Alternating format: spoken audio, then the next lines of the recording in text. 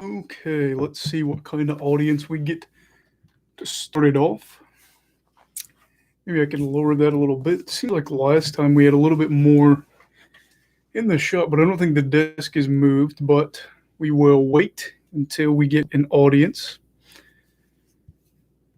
And yes, I think I just said this, but yeah, I actually took notes for this. Not crazy notes, but just wrote down some key players, their names, stuff like that with their numbers. So even if the broadcaster doesn't say it, maybe I could catch it and talk about it. And it looks like we do have somebody here. So if you are here and you can hear me, just shoot me a message. Make sure to get a snack and a drink. I have got literally like so much. I got this big drink here. I've got this water bottle or this water glass here with a ton of ice. That's going to be the last glass I drink. And then I've got this one here. And we will obviously be previewing or not previewing, but watching and just kind of filling you in on the Montreal Canadiens Vegas Golden Knights game, which starts at 9. But obviously, because it is the NHL, doesn't start yet. And hopefully, we do get some people here. I was curious to see if we would, just because of obviously we have like more national games once you get later in the year, but feel free to ask questions now. I'm just kind of getting everything set up. And in my preview, I said the most Montreal thing ever would be to win game 1 in Vegas. We'll see if that sticks. I don't know why, but it just seems like a very Habs thing. Let me get the game on here. I say game like it's on, but it's definitely not on yet.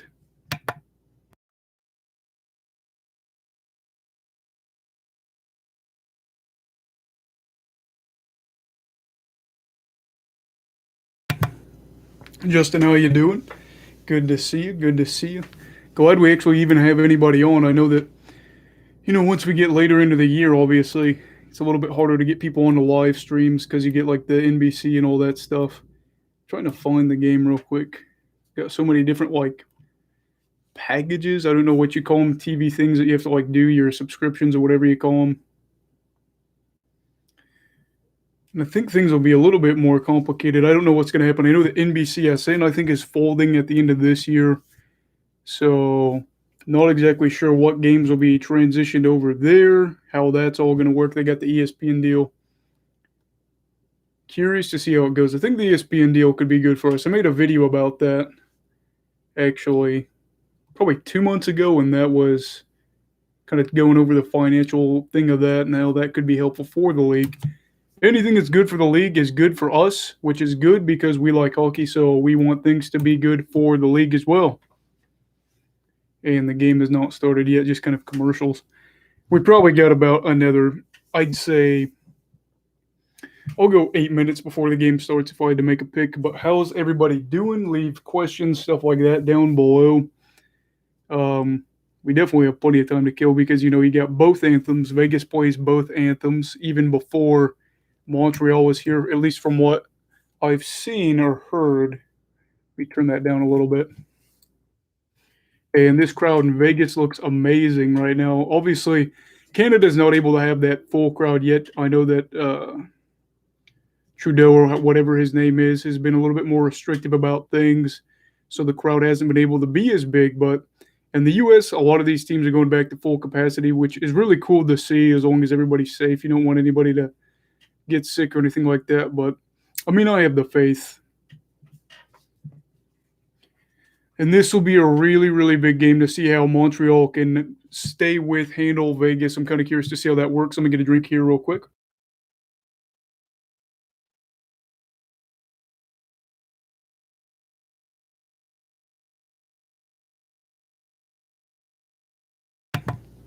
And we've been getting a lot of like growth on the channel lately.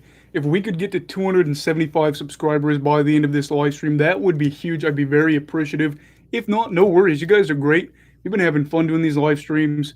I'll do a few live streams over the off season too as well, and we've got some stuff coming up with that. But players just coming out on the ice. They've got the fans have got those glow sticks, whatever they're called, that like change like or flash or whatever.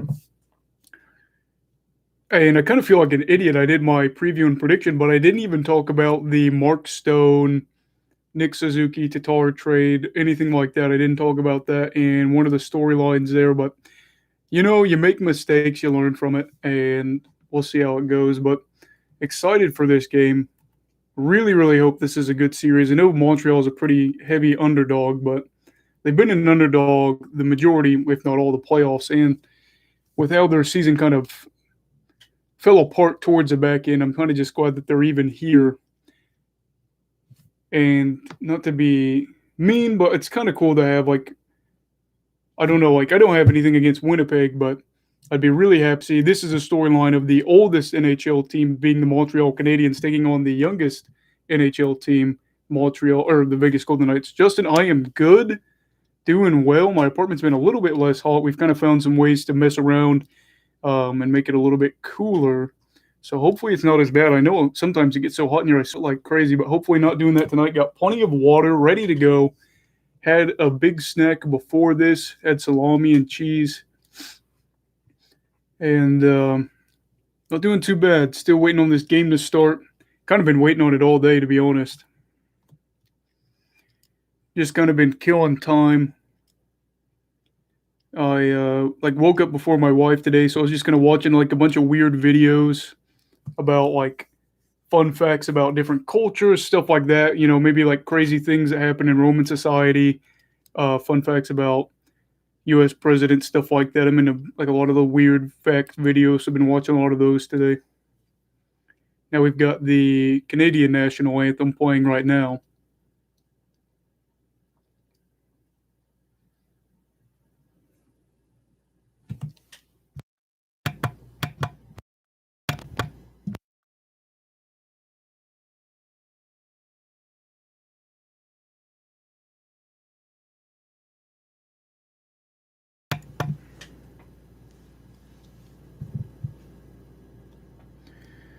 I don't know whether or not to talk during the anthem. I feel like it's all right since we're not there.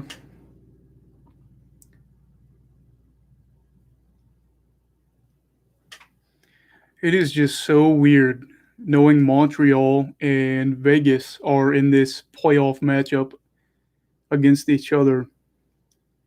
Obviously, we wouldn't get this till the Stanley Cup Finals during a normal year. But like I said, my preview and prediction video, because of how COVID was and everything like that, get this really weird matchup.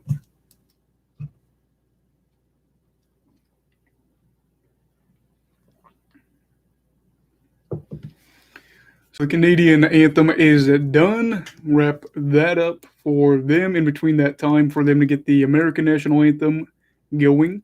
And they really don't waste any time. So that's always a good thing because you want to get to the game right away.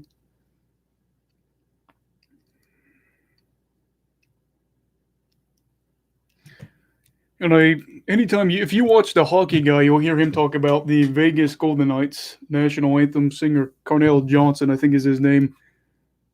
It's tough for me to say. I know a lot of people say they like him. It's tough because it's like, the national anthem is one of those things. It's like it doesn't have, it's not about your taste. It's really just kind of somebody singing it. So it's always tough to say whether or not you like it. I tell you one thing I hate is when people drag it out or they're like, they'll just keep saying a sound over and over again. You'll see that a lot at the Super Bowl. I'm not a big fan of that.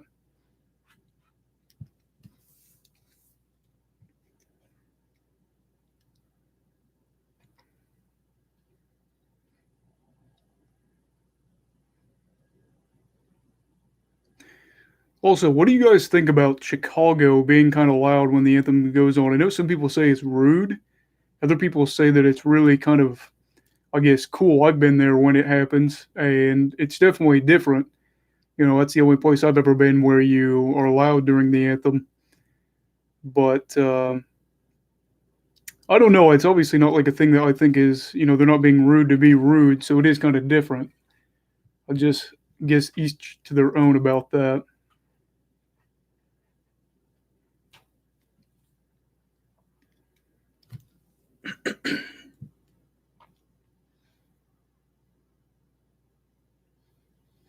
We've already been doing the live stream 10 minutes and it's kind of flown by.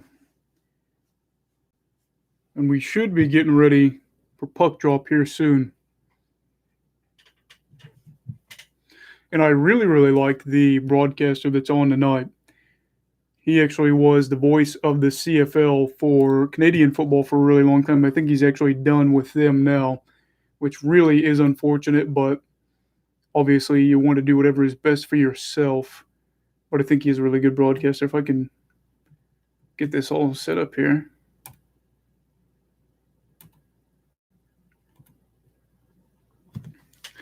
And like I said, if you are new here, please make sure to leave comments down below. I don't care if it's going on during the game. We have Marc-Andre Fleury in net, 8-4 record, 1.91 goals against average. And of course, wouldn't you know it, you got Carey Price in net for the Montreal Canadiens. Who else would you expect? Who's their backup goalie? Is it Jake Allen, I think? I always mix up him and Brian Elliott. I don't know why. I think they both played together in St. Louis for a few years. That might be why. And Montreal wins the face-off. Shea Weber's got the puck. I hate ads when you have your thing on. So I get distracted. Montreal actually had a pretty good chance there to start off. And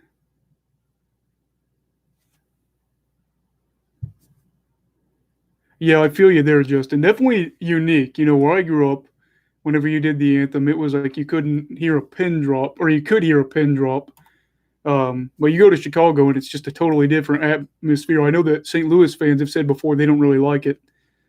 It was different, but it was cool. And I don't think it was disrespectful, so I have to agree with you there.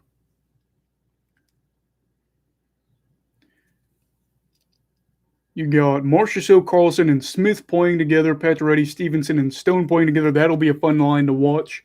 Ian Mark, I don't know if that's Waugh or Roy, but Tuck.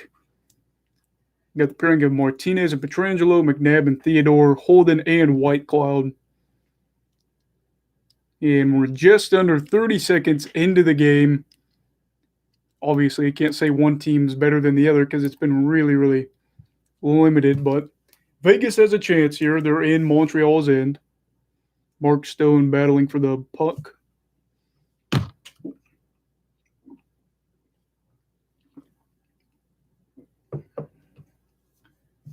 Fleury goes to play the puck, but I don't know. It kind of handled going off his puck or his stick weird and went behind the net. Ooh, Montreal's got a chance. They got a chance. Oh, not to be, though. Fleury is able to get it. I don't know if he got it in his glove or his legs were able to close, but he was able to just get the puck settled down. Although Montreal, that's one thing we'll have to watch. Can they get a good net front presence in game one? And so far, it looks like they're able to get down low. Again, it is early in the game, but they've been able to, in this minute and a half, I should say, get down low, get a chance. See, who was that got that shot off? Give me the number. Couldn't get it.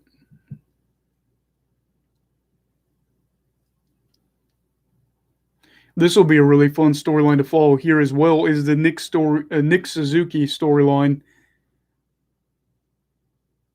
And Suzuki's got the puck. Ooh. Suzuki tries to get a little backwards pass going, but who is that? Don't have him down on my notes. One of Vegas players end up getting their stick down. It's in Vegas's end.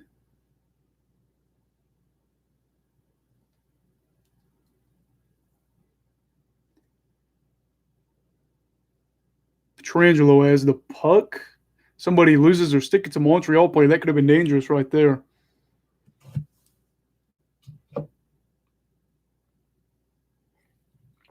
Wouldn't you know it, it's Corey Perry that loses his stick.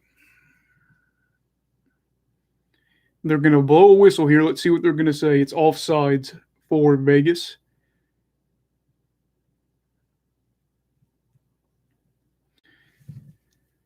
We get a lovely shot of Ryan Reeves there. Obviously, if you're a Vegas fan, you probably like him. If you're not a Vegas fan, you probably hate him. He is one of those guys that is kind of a dying breed of the goon, I guess you could say. I saw something interesting the other day where it's talking about maybe Colorado trying to get Alex Tuck in free agency. That'd be something interesting to see there. I don't know how much he'd want. I'd have to check about what his value is. I know that he can score goals. I definitely know that.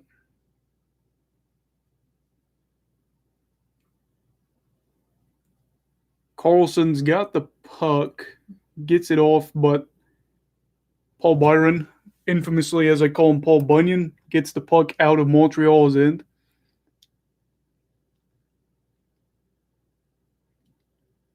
Kakaniemi struggling to get the puck out.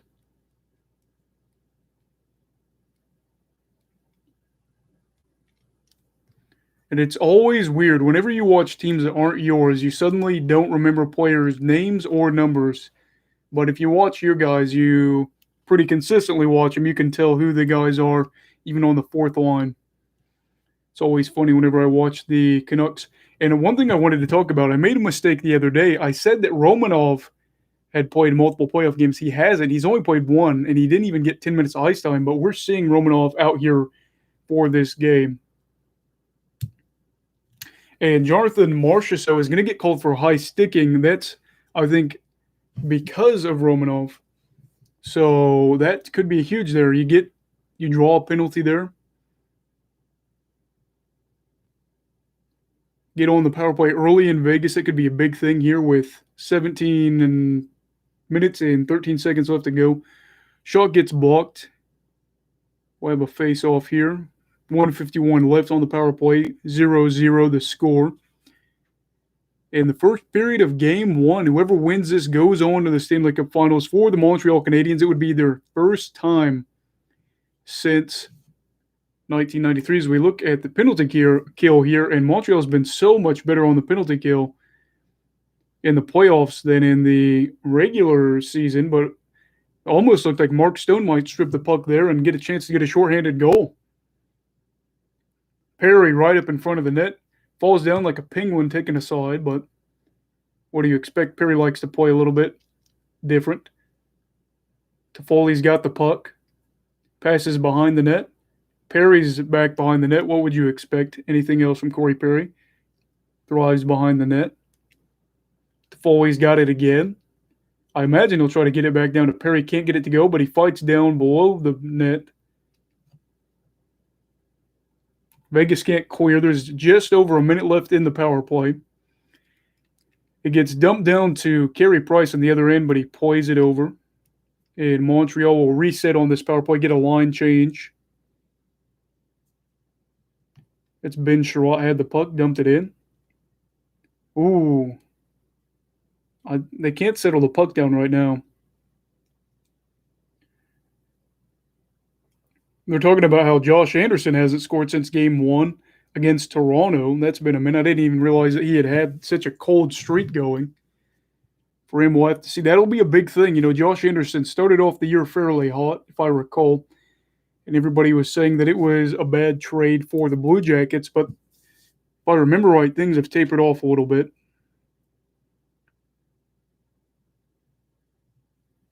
And Mark Bergevin seems to like him a lot. He gave him that big deal. We'll see if he can provide some support for this team. 4 seconds left on the power play. They're not going to be able to get the power play to go. Maybe they can score right after it happens. You know, while Marchessault was in the box. Not going to work. And Marchessault almost gets a chance there to go. Tuck gets a shot off. It's off target. Back to 5-on-5. Shots 3-3. Score still 0-0 with just under 5 minutes gone from the first period.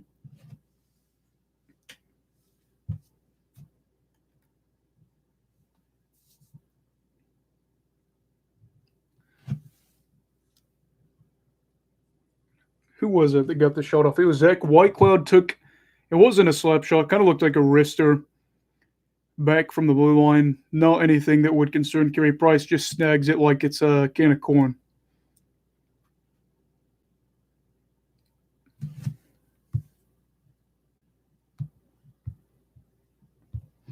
Just waiting for there to be a face-off again. It will be in Montreal's end.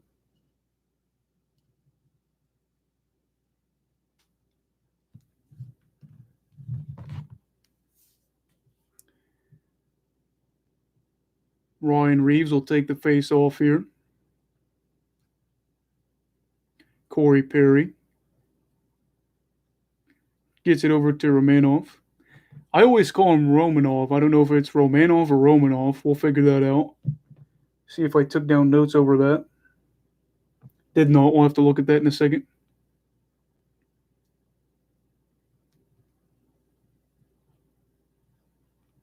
Corey Perry behind the net, battling for the puck. Numbers aren't on his side. Ooh. Stahl tried to get a shot off, couldn't get it to go. Looks like he might have actually hit the post with his stick. Stahl almost with another chance again. Oh, this is dangerous. Ooh. Romanov just laid a big boy hit right there. That could have easily been a goal, but he managed to not get the puck behind him and then laid a big hit. Things are already chippy. We're getting a fight right in front of the net. Fleury looks like he's even getting him with the glove a little bit. Who is it? Let's get a look here at the number. I can't see here. It looks like it might be Brendan Gallagher. It is. As we get a shot of Corey Perry. Anytime you see something like that in the opposing team end, you'd almost expect Corey Perry to be the one that's starting the fight, but no. Romanov with that big hit on Pietrangelo. That could have been a goal right there, but he manages to stay steady, doesn't let the puck get behind him. It gets a good hit, and they regain possession there that prevents a goal. And now we're at the commercial break. And feel free to leave comments down below. And we will probably do maybe another one of these, another live stream during the third round. It depends on what kind of audience we get. I don't want to bother you guys and, just have one of you on here and make you feel like you're the only one that has to ask questions and stuff like that. So if that happens, we probably won't do another one during that course. But, overall, I think it's going pretty well. Might as well take a sip of water here. Feel free to ask questions down below.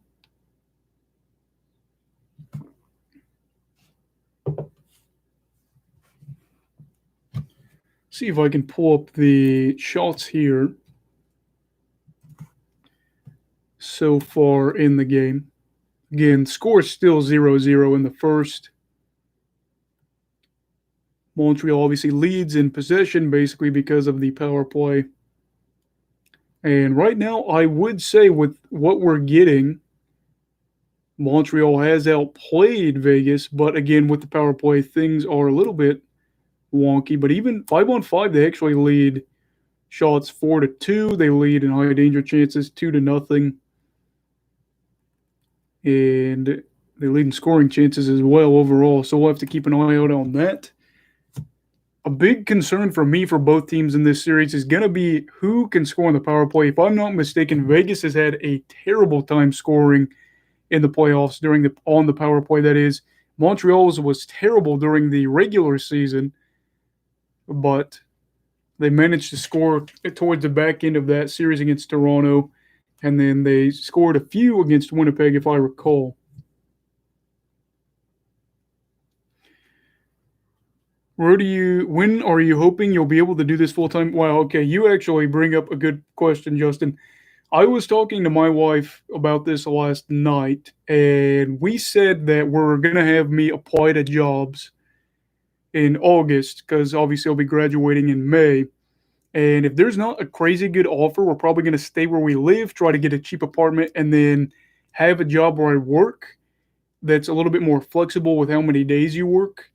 Maybe at like a factory or something like that, or like a job that's a little bit more flexible with days. And then as I start getting closer to making more and more money, working less days at the other job and then working more days for this. But I still plan on putting out probably 4 to 5 videos a week, even if I do have a normal job. But, that's what we talked about. If there's no great jobs available for me when I graduate, especially with the way the economy is right now, I'm not opposed to us staying here. We like where we live.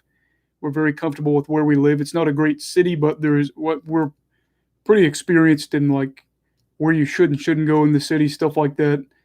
But if we could get a cheap apartment and me get a job where it's a little bit more flexible with the days, Montreal with another chance there. then I'll put more and more time into this to where, this would be my full-time job and we could have multiple videos in a day. That's a really good question. Thank you for asking that. It's crazy because we talked about that for a few hours last night.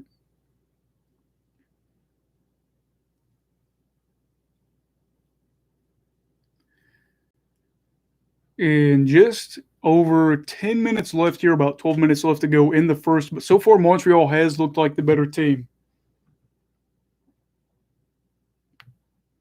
Anderson with a great chance, couldn't get it to go.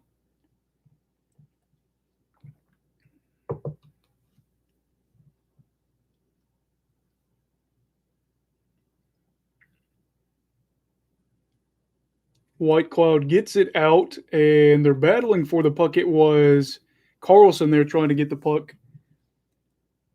Anderson gets another shot off, and I think it went behind the net. He was on that right side trying to get the shot to go.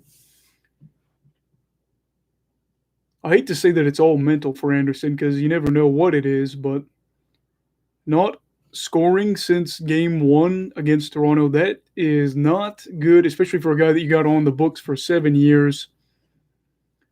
I don't know if that kicked in this year or not, but either way, you've got at least 6 more years with him. It's not a good look. Bergevin seems to like how he fits in with the team. GM of Montreal, Marc Bergevin.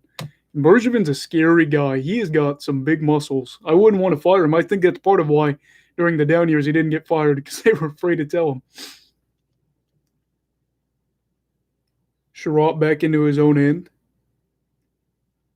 Still has the puck. Tuck is applying a pressure. Oh, we could have a chance here.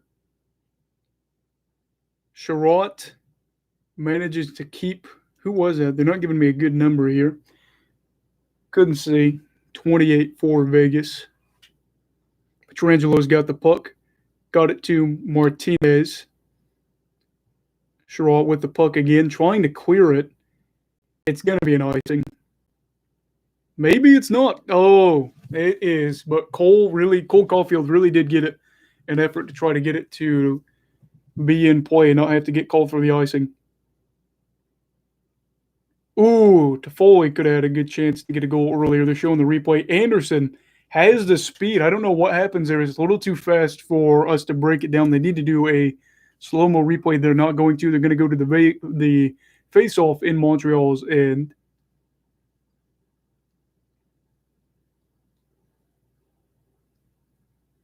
Shea Theodore gets it off the draw of the face-off and scores. It's 1-0 Vegas with 10 minutes and 45 seconds to go in Game 1. And even though Montreal, it seems like, was outplaying them, Vegas, this is, again, one of those things. They have a lot of scoring depth.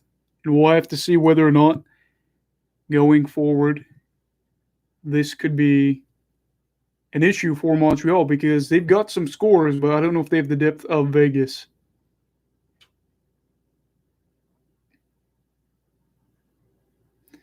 And McNabb just gets it to Theodore, gets it to go, boom, just like that.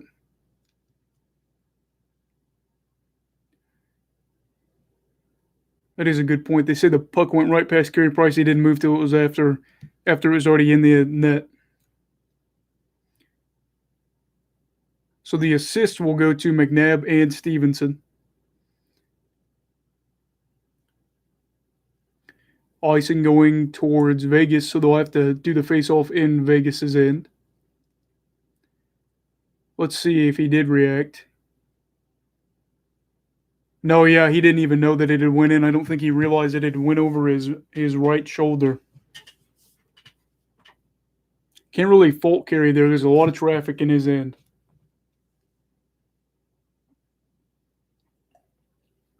It was 100.8 miles per hour off that shot by Theodore.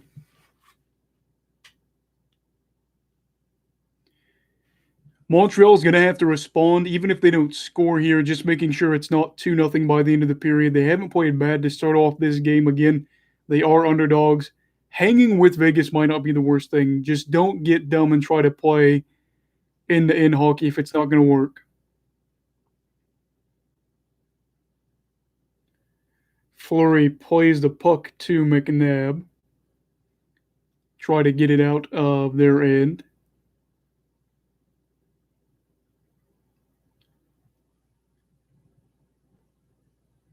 Josh Anderson.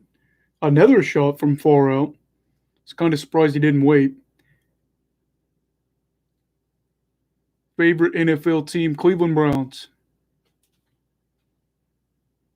And we'll see if they're any good this year, too. Not a big fan of the 17-game schedule. I don't like the symmetry, I guess you should say, but the 16-game schedule was perfect.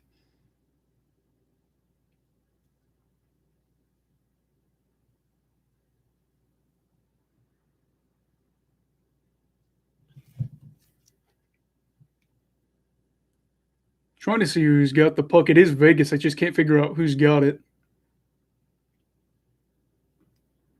Armia's got the puck, and he tries to play. It's going to be offsides. That would have been a really good chance. See, this is what I'm talking about. I love hockey, but I tell you what, I really do feel like offsides just kills the game sometimes.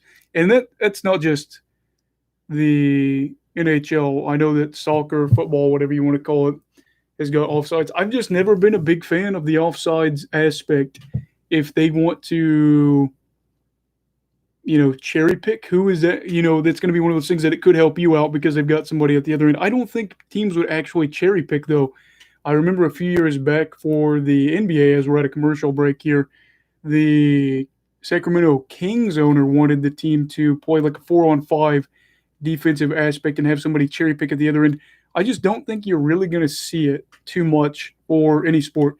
Theoretically, for the NHL and soccer, football, again, whatever you want to call it, we could see that as the games are a little bit more low scoring. So you would, I guess, theoretically get away with it at a higher rate because the NBA, who cares if you get 2 points, whereas the NHL, a goal could be a big difference. But I just have never really been a big fan of the offsides rule.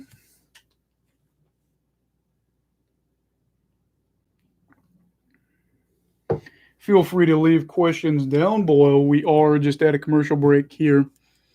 I want to see how much Romanov, I think that's how you pronounce it. It's going to be a hard habit to break Romanov. I want to see how much ice time he's got. 1:43.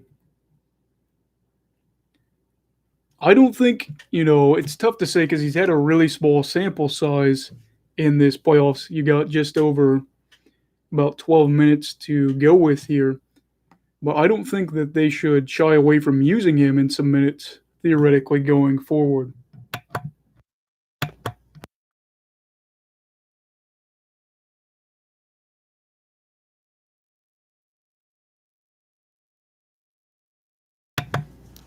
Now, it's tough because you're obviously going up against Vegas, and you wouldn't want to give somebody that young a ton of minutes, but if you could give him 15 minutes a night, that could help out the team. Now, if his numbers are bad, don't play him. But if his numbers aren't too bad, leave him out there. Give some of the other blue line guys some more minutes off. He's young, use him a little bit. And that ended the Montreal Canadiens streak, which was the longest all-time for since 1980, I believe it said, where they led for 447 minutes. Puck is in Montreal's end. They're trying to get it out. Throws me off seeing Caulfield in 22. Just got to get used to it, I guess. He was really fun to watch at juniors last year. Somebody's stick broke. One of the Montreal players.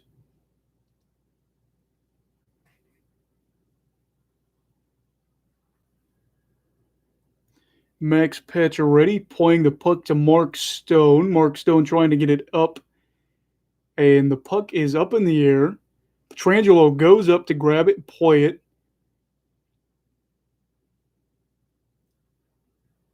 Montreal could get a good chance here if they can get some more help.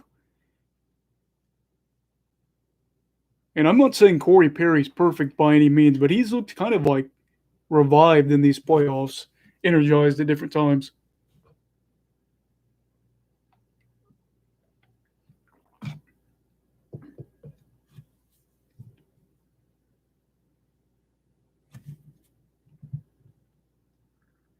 And it's tough to say too. You obviously have this matchup where they've only played 6 times all together in the history of these two teams because Vegas is a young team and this doesn't match up with divisions and stuff like that with COVID and everything. Montreal leads it, but you can't say, oh, this is how it is because we don't have enough games and we really don't have any this year at all. It's really tough too because with stats, it doesn't mean as much since you only get interdivision play. It makes it harder to say this is how they match up against, this team because they are only getting, especially in the Canadian division, you're only getting 6 other teams to look at stats wise. And in the case with Josh Anderson and Tyler Toffoli, they really benefited from playing the Canucks. The Golden Knights have won 4 straight home games, outscoring teams 20-8 in that time. That's a big, big thing to watch here.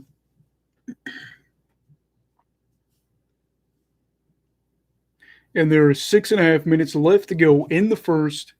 Vegas leading 1-0. Shots, I believe, still in Montreal's favor. Vegas might have a chance here. Puck gets a weird bounce. Carlson has the puck. Marchessault tries to get a shot to go, but it gets blocked. Somebody got their stick down on it.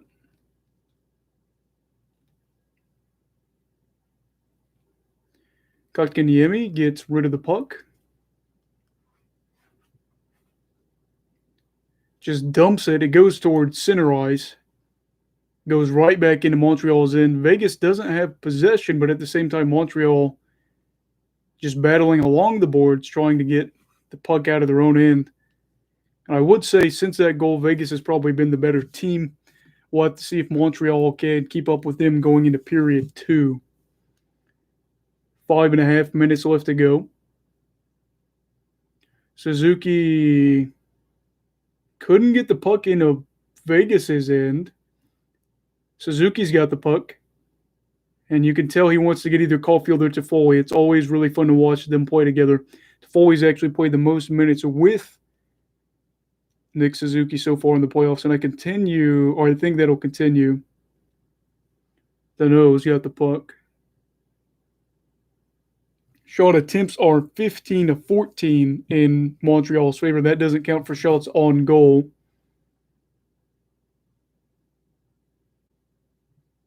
Gallagher's got the puck, takes a shot, kicked aside by Fleury. Lekkonen's got the puck, and Fleury had another save. They stop play as he settles the puck down. This is a series that I don't think that to say that New York and Tampa Bay wouldn't be a physical series because I definitely think it will. But with the way that these two teams kind of run hot and they get chippy, I think that this could be a series that has a lot of penalty minutes due to fighting. I think that could be something here. And we're at a commercial break, so feel free to ask questions as you please. Just going to take a little drink here.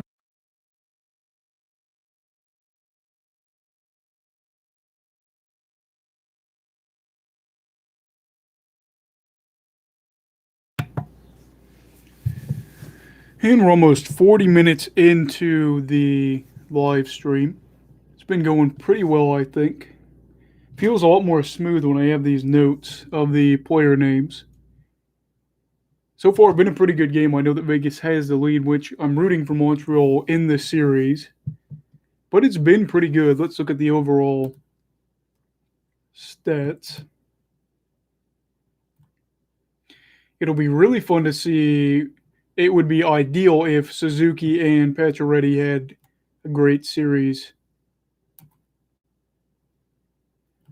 Obviously, with that trade going down in 2018. And shots still favor the Canadiens. And they have been playing really, really well, 5-on-5. And just in general, but you wouldn't know it from the 1-0 score. Computer Kid says, what's up? Not much, just covering the hockey. How about you?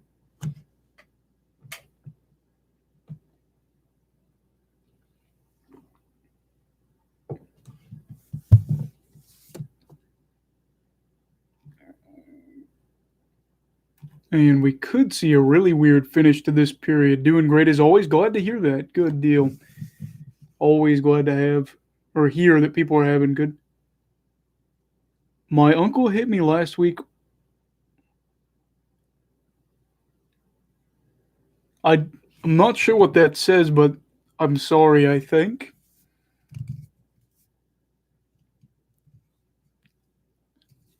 Not sure what those any tips.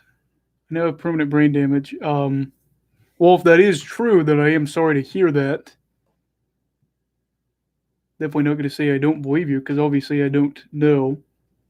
So if that's true, I am sorry to hear that, and hopefully your uncle. I'm not sure. Hopefully your uncle was punished if that's was intentional.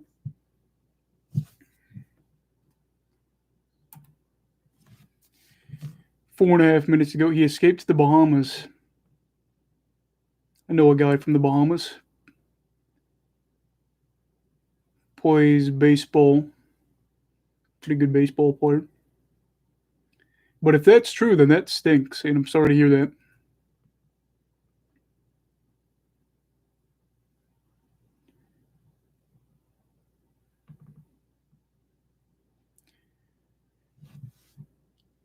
And you'd hate to see Montreal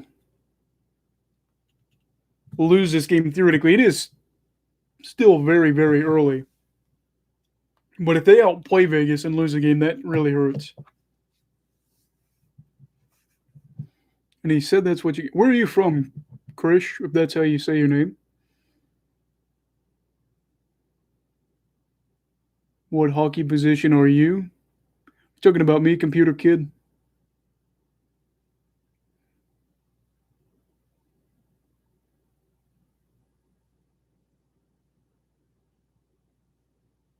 Corey Perry having a nice chat with Patch already.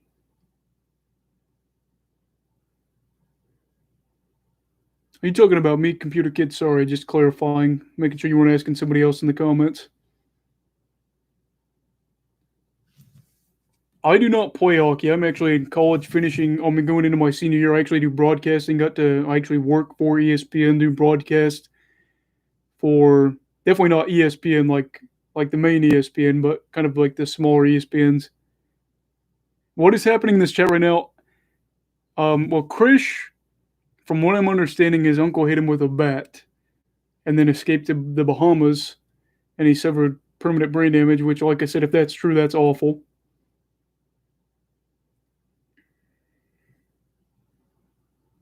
Oh, if I play hockey, that's tough. Oh, like the NHL, like the video game, or like in real life? Because I can answer both.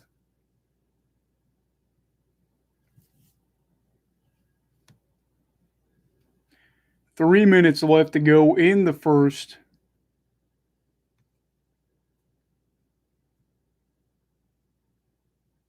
Got to see a few big hits so far. In NHL, I was always a right winger. Never really played any other position. I tried goalie, but it didn't work. For some reason, I just am terrible at goalie. And when I played, but I always played right wing. What's my dream job? YouTube professionally. That'd be pretty cool. Second thing would probably be to be broadcasting, but I think you have more freedom when you do YouTube. That's why I want to do it. I'm not falling for that.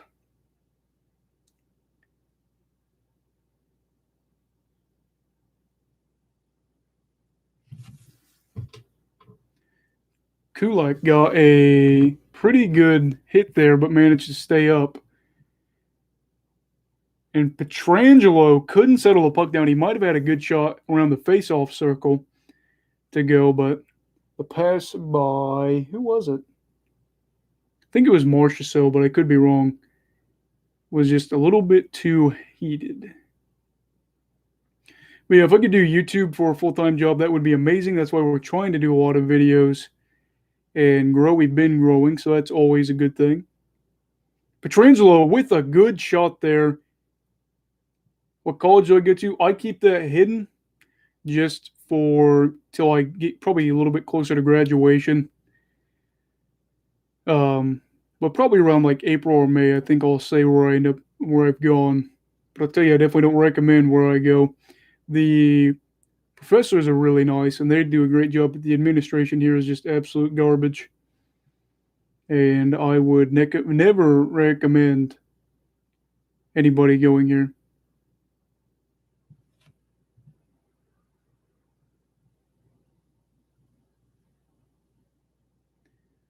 I know I've got a cousin that just graduated high school, and if she asks would I recommend going here, I'm going to tell her no, which is a shame just because like I said, the professors do a great job, but the administration just makes it pretty much unbearable to be here. Got a itchy nose.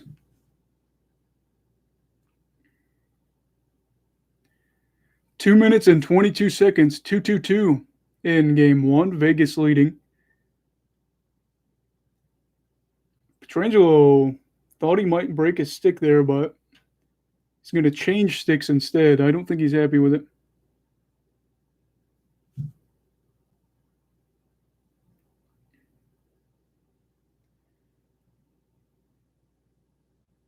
I said earlier if Montreal could keep it 1-0 going into this intermission, that would still be good because you're going into game one of the third round against Vegas, a team that's been in a bunch of huge games over the past few years.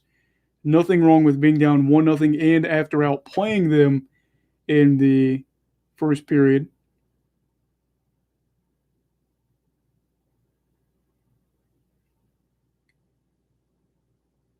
Oh, Tuck has the no, Tuck doesn't have the puck as he falls down.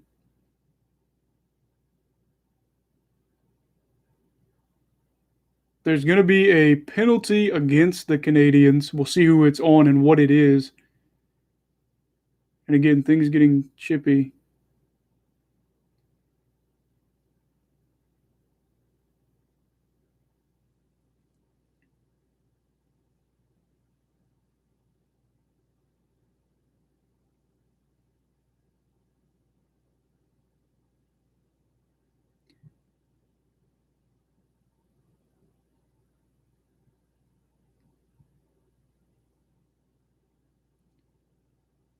It's going to be hooking on Dano. This is going to be big here, too. Minute 40 left to go. There's 2 minutes on this power play. All right, guys, can we just keep it?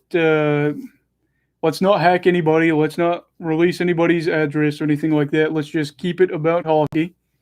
That's all I ask here. We just want to talk. It doesn't have to be about hockey, but let's not go to anybody's house or anything like that.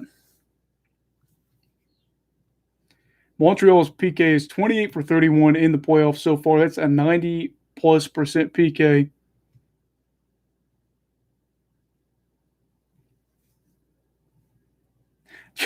Justin with the laugh, he's making me laugh too. Pacioretty has the puck. Takes a shot, gets blocked down low by a Montreal defender. Just under a minute left.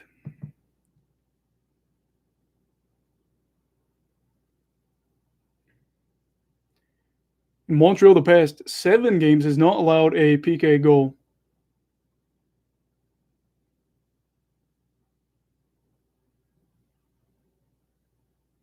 Carlson's got it. Justin's leaving the address, but if I recall right, that is the address to the White House. It is on Pennsylvania Avenue, if I'm correct. I got to be there once, and it was terrible. Toffoli might get this shorthanded goal to go. Couldn't get it to go. 38 seconds left to go. Yeah, no, the White House is not a fun place to go to. When I went, there were a lot of people that were just sketchy, that were, I guess you could call them tweakers, whatever you want to call them, right outside the White House that would just cuss at you, even though I was like 13 when I went to the trip, into the first here. But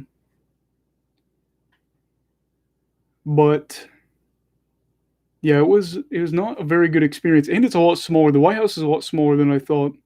Apparently, it's not that hard to break into. I wonder if they serve good food. I would imagine they have to. Speaking of which, Kid says, "What's your favorite fast food?" Wow. I'm a big Jimmy John's guy. Jimmy John's is yeah, other than my YouTube channel, I'm gonna be honest. Sometimes I am not a fan of my YouTube channel because I'll be like, wow, I just did not do a good job on that video. But I think you're a lot more critical on yourself than others, so that's something to watch out for. But favorite fast food place, if you consider Jimmy John's fast food, I mean their motto is freaky fast. I love Jimmy John's. It's a little expensive. I really don't get a lot, but I love Jimmy John's. That's really good. The cookies they sell are really good too. I'm a big fan of White Castle. They got that cream soda that's really nice. And then what's my favorite food? Wow, I don't even know. What is it called? Oh, we talked about it on one of the other live streams. It was I forget what it's called, but basically they just take a bunch of seafood, lobster, crab, stuff like that, and put it in like a linguine, and that is incredible. Arby's Smacks, you got that right. That's my wife's second favorite fast food place.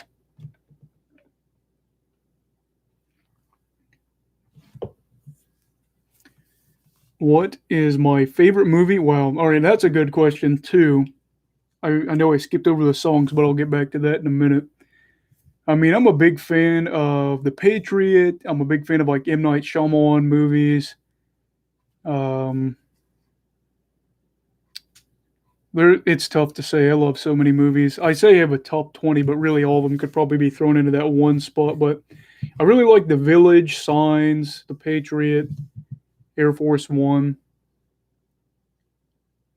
There's a lot of movies I like. It's tough to break down. If they're older, I probably like them. I don't really like a lot of the newer movies now. It's tough to impress me because the ideas have already been done for a lot of stuff.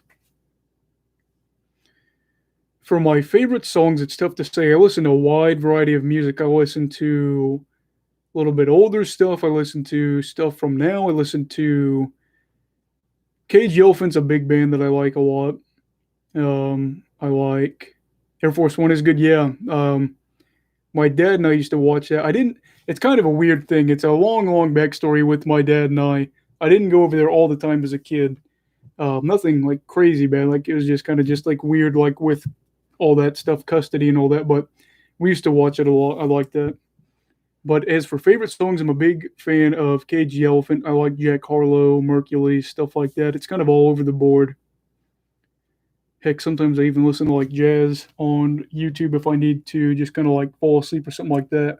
Pretty rare though. Usually I just play the TV on until I fall asleep. Forensic Files all the way, by the way.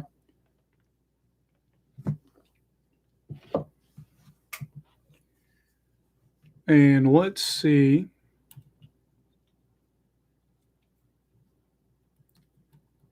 What we're looking at here in total. Montreal outshot Vegas 12-9.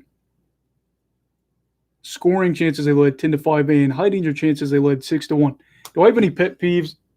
You know, I say that I don't, but there are a few, and they're kind of like morbid ones where they're more morbid, I guess, in the sense where it's like, unfortunately, we have had like people die that like I know, and you know it's a sad thing, but nothing bothers me more.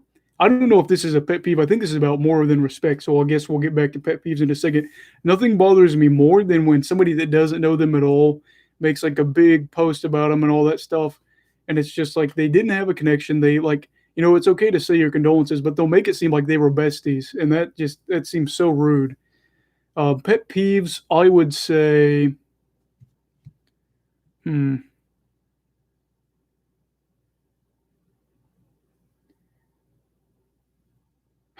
It's so tough.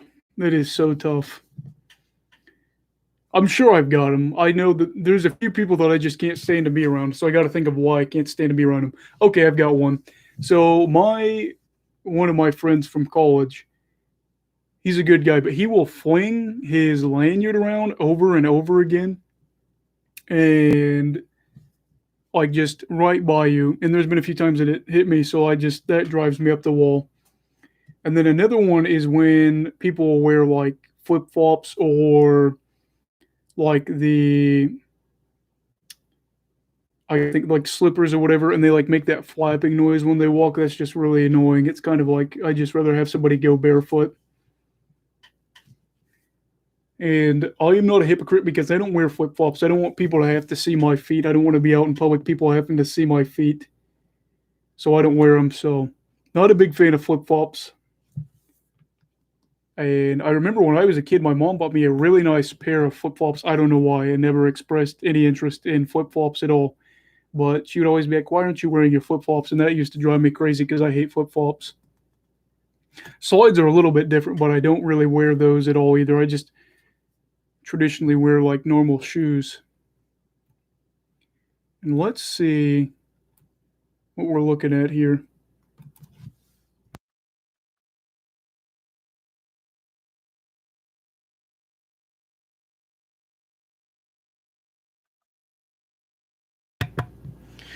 And feel free to ask all the questions you want here. We have got we're in intermission, so we're good to go. And just ask questions away. As many as you'd like it. It doesn't even have to be hockey related. Also, if you are new, please make sure to subscribe as well. Trying to see who had the scoring chances for Vegas. And who is it? Thank you so much. Alex Tuck led the Golden Knights. Thank you, Chris, for the subscription. But Alex Tuck led the Golden Knights in the first period for scoring chances. Now I'm going to check Montreal. Alex Tuck's a guy that I've really paid a lot more attention to since I saw him last year in the series against Vancouver. I paid a lot more attention to him. I think I definitely overlooked him before that series. If I can pull it up here. Just got to get it minimized. And Chandler Stevenson has not looked good. He's been outshot 8-1 when he's been on the ice. Not to say that he's been bad per se. I'd have to look more at that. But when you're outshot 8-1 when you're on the ice, not a good thing. And I'm just trying to pull this thing up, but for whatever reason, it is being a pain. Maybe I didn't do that right. Let's see here. If I could get it pulled up. Shea Weber actually leads in scoring chances, 6 chances for the Canadiens with him out on the ice. And I'm not too worried for Montreal if they continue to play this way for this game in this series. If they play as well as they did where they outplayed Vegas in game 1, then they're going to be A-okay. Like I said, just make sure to leave comments, questions, whatever, even just thoughts about what's going on in your life, whatever. We're in intermission. It's one of those things that we're just going to kill time. And I want to look at, where are you, Romanov? If that's how you say his name, I am going to have to look up how to say it. I swear it was Romanov. And it looks like, he only had one scoring chance, but they didn't have one against. So that's a good thing there. How long have I been on YouTube? Almost a year. But realistically, I have been on YouTube more so since October. I did a podcast once a week in August, but I started doing at least 3 videos a week in October. So we could go with almost a year with August, even though I did 1 video a week or 1 podcast a week. But really, in terms of videos, I've been doing it since October. Got some good growth. Let's see how many subscribers I'm at, which is always a good thing. You guys have been great with that growth, helping me out big time.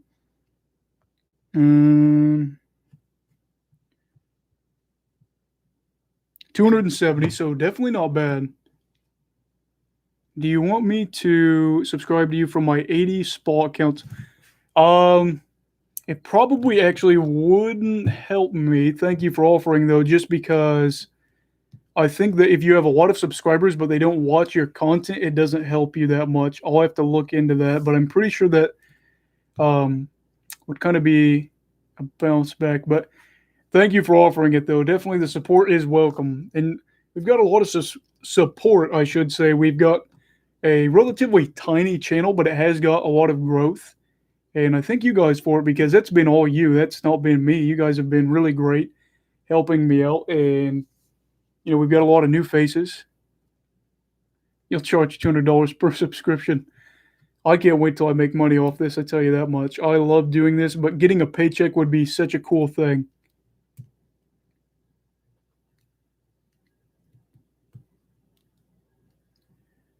And again, they're just showing that goal for Vegas that got over Carey Price's right shoulder.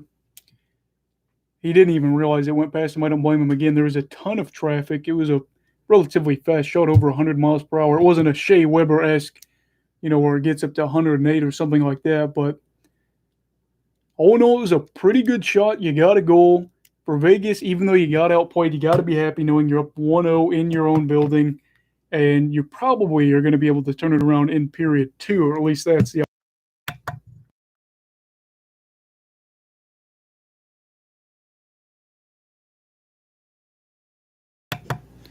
just trying to mute this whenever I take a drink of water. I don't want you guys to have to hear me, slurping on my water that I got over here. Yeah, you need 1,000 subs. We're getting there. We are. We were at 218 on May 8th or 9th, and now we're at 270. Definitely a lot of growth. So that's a good thing right there. I think, it's tough because it's like you're so late in the playoffs right now. It's what videos do you come up with that are related to, the playoffs is really more just about these 2 rounds at this point. So I'll have to figure out. I might put out a video tomorrow, and I'll have to do notes on that if I do. But yeah, we're not too far away. Theoretically, they say we're supposed to get to 500 by October. I think that could happen. And if that's the case, I'm really happy with that. Make some money off of it, and that would help. Maybe I'd have to work less hours at the job I have now, but the job I have now is incredible. It is definitely not a normal job. It is a sports job where you get to broadcast. I broadcast for my school. It's not always broadcast. I'll do camera work as well, stuff like that. And me being a senior, having worked there multiple years, Costa Rican sports fan, what is up, brother? Always good to see you. But being a multiple year worker that I imagine, since we didn't have a ton of incoming underclassmen because of COVID come in there, I imagine any senior that's worked there at least a year is going to have to be a big helper out for teaching kids how to use, I say kids, but, I'm not going to be rude. Teaching young adults, I guess you should say, how to use equipment, setting up cameras, all that. Costa Rican sports fan said it's only 2 more weeks of school and I get a break. Do you guys have year-round school? Where I grew up, we had summer school. That's pretty common in the U.S., although it does seem like they're going to year-round school. I liked not summer school, but where you didn't have school in the summer. That was great. I love that a lot. Although for you, you're at the equator, so it wouldn't be like down in Brazil, or not Brazil, but Argentina, where it's more like winter when it's our summer months. Do I know the report of the week? He is also a broadcaster. I think I have heard of him. Let me look him up. It's pretty weird that we have the summer off. Is that what you're saying?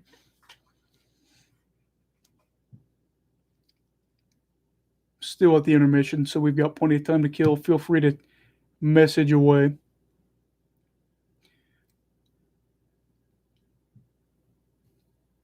Okay, so summer. Okay, yeah. I wasn't sure. Yeah, it is weird. Although I'm sure it's weird here because, too, you'd get here and it'd be in not single digits. It's not always single digits here. In fact, it's pretty common for it to be around the 10s to 20s. I'd say more 20s. 1 month break, you love to see it. I'll tell you one thing that really rubbed me raw. In high school, we used to have this thing where I don't think I've ever revealed my name on here or whatever, but basically I had an acronym for, whatever I did that was like my reporting. I was a guy that we had like a radio and TV class, and I would like just do stuff where I'd interview people at my high school, all that stuff. And it really just rubbed me the wrong way because our teacher just went on and on about this other school that we had visited, how they just had such great ideas. And as we got into it a little bit and we watched their videos, we realized they were copying not only my ideas verbatim, but our school's ideas for the broadcast, like verbatim, no creativity at all. And we realized that they had copied it from other schools. None of their ideas were original at all. And that was kind of annoying. Also, I used to have this thing where I'd do pickup lines and I'd have like just a random plant, whether it be real or fake, and I'd pet it. Well, they did the same exact thing. They don't have any creativity, so that was something that annoyed me. Chris says he has to work on a farm in the Bahamas in the summer and have 3rd-degree sunburns. Yikes, that's terrible.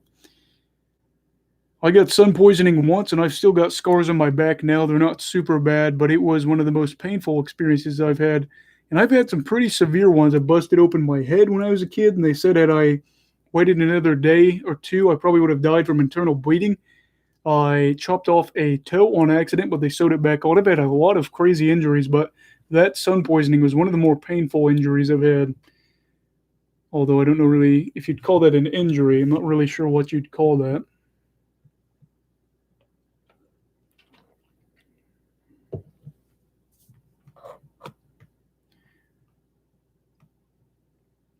Yeah, sun poisoning is no joke. And me being as pasty as I am really serious about actually using sunblock now. A lot of people, especially around here, don't really seem to care about it and will just let the sun burn them like it's no big deal. But after I had the sun poisoning thing, I'm pretty serious about it. Your worst injury was almost chopping off your finger. We got to hear this. I got to hear this story. Luckily, it didn't happen. Yeah, you're darn tootin'. Good. I'm glad to hear that it didn't happen for you. Luckily, a lot of my injuries haven't happened since I've been older. It's a lot of when I was younger. I'm kind of surprised Child Services didn't talk to my mom with a lot of the injuries I had. It was never anything she did, but I was just a kid. Truth or dare? I'll do truth, I guess. Dares always get out of hand. I'm a baby when it comes to this game.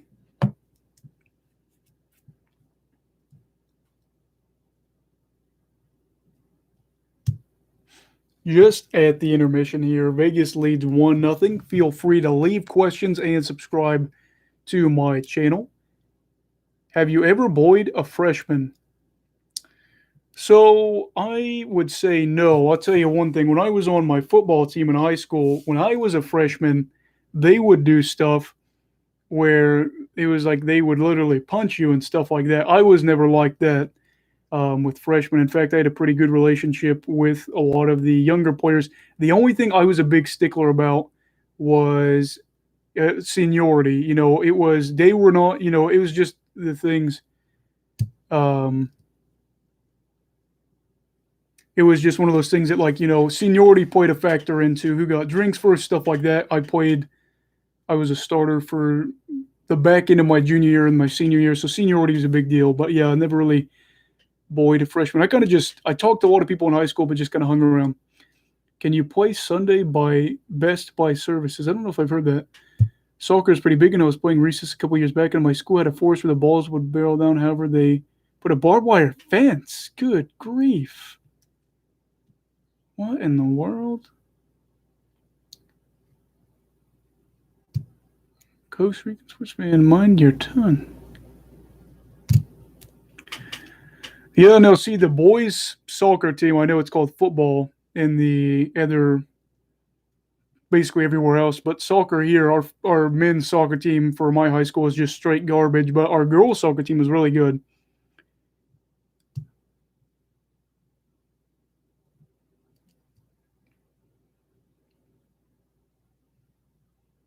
Got some guy with big hair here, like a rock star. I remember as a kid, I almost made it seem like I wanted to be like a big Kiss fan just because I thought that they were crazy. But as I got just a little bit older, I was just like, no, they're just different. I can't do it. There's a Montreal Expos hat here, so they got to be. I have no idea what that word is, Chris. Sorry about that. Second period starting now. Vegas still on the power play for 13 seconds.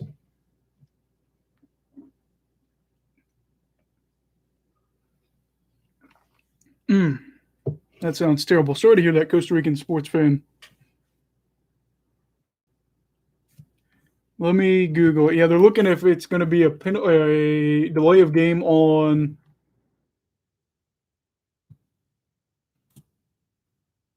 Montreal.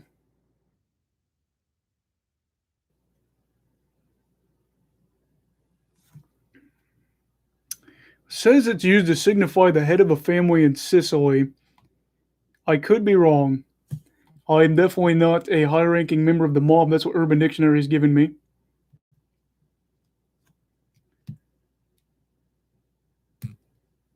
Gordie Howe or Wayne Gretzky. That's tough because, we're at a point where the games are totally different. I'm kind of in the opinion that you can't rank players from different generations unless it's a pretty wide gap. The people that say Sidney Crosby's up there with Wayne Gretzky, no. I mean, Sid the Kid's a great player, but I think Gretzky's still a better player all time.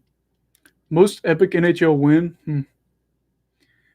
I don't know. I think a big win for the NHL that probably boosted ratings was the Hawks beating the Flyers, ending their drought. Having an original 6 team win a cup anytime is always good for the league because of how big their fan bases are.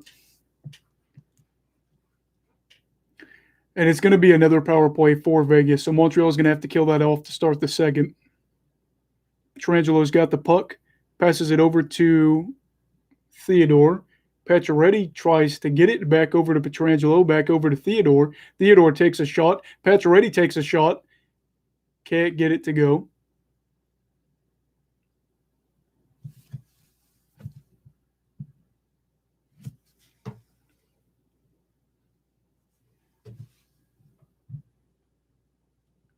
Pietrangelo has been all over the place.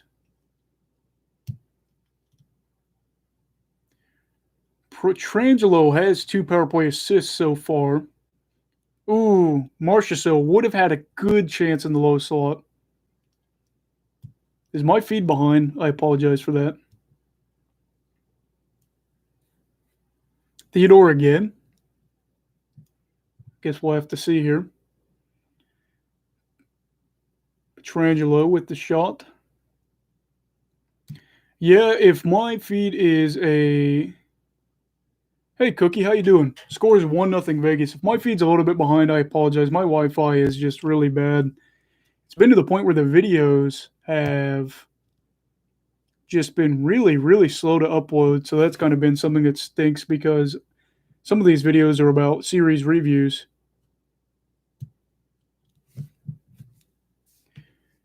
And again, if you are new, feel free to subscribe if you want hockey content. Can't promise that I'm the best, but I promise that I will give you hockey content. Cookie said he's good. How about me? I am good as well. It's good to hear you're good, Cookie. Always glad to hear that. Let me tell you what, Hull would be a crazy guy to party with. 2-0 Vegas. Man, my feed must be really slow. Wow, it is. Okay, yeah, you're right. Let me see if I can refresh it.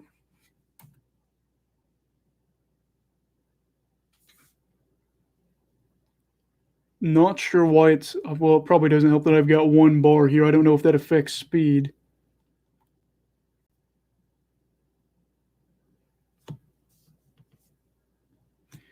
Now my computer's making noises like it's about to take off from a jet.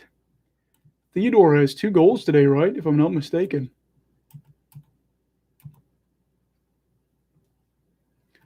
And just waiting for the game to pop back up again. One time, 2 kids forced me to eat a puck. What kind of puck? Vegas is going to make the finals and you're going to lose a bet? You hate to see it. You hate to see it. Cookie, you kind of root for the Avs, don't you?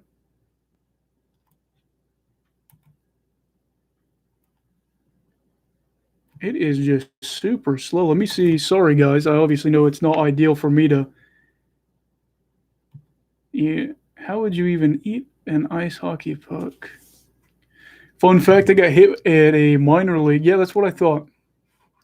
Yeah, I'm not a big fan of Vegas either. I don't want to see him. Fun fact, I actually got hit by a puck that went up over the netting at a game at a minor league hockey game. It was an ECHL game, and it went up towards the top stands where I was and got hit in the butt. Frick Vancouver. I don't know why you're saying that. We were terrible this year. We were worse than the Senators. Although we did have that.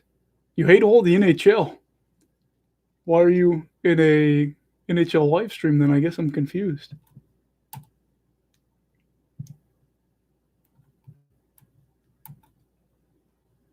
Maybe he likes hockey but hates the NHL. Oh.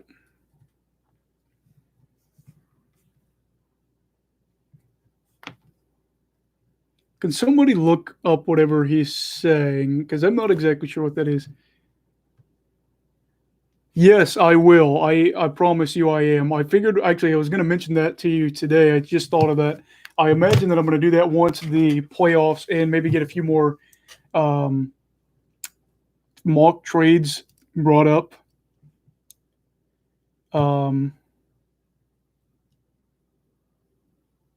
But yeah, I figured I'd get a few more mock trades brought up or whatever and then do that. I was going to message you about that today. My apologies for that. But I've still got all my mock trades from earlier saved, by the way. Vegas up 2-0 with that power play goal, which you hate to see. I don't know. I'm not exactly sure if he likes hockey or doesn't like hockey, but we will see.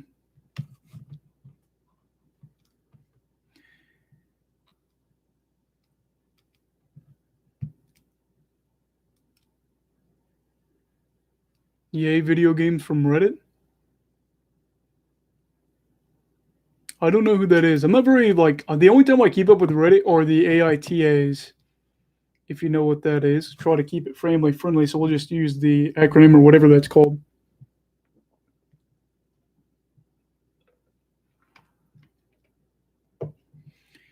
Carey Price is smiling. It's tough to be smiling, though, just because of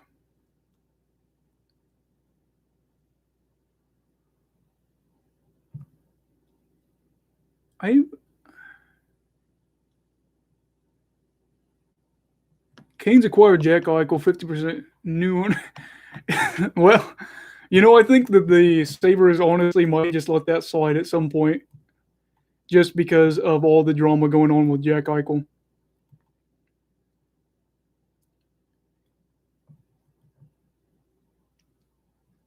Yeah, I'm not exactly sure what's going on with this guy.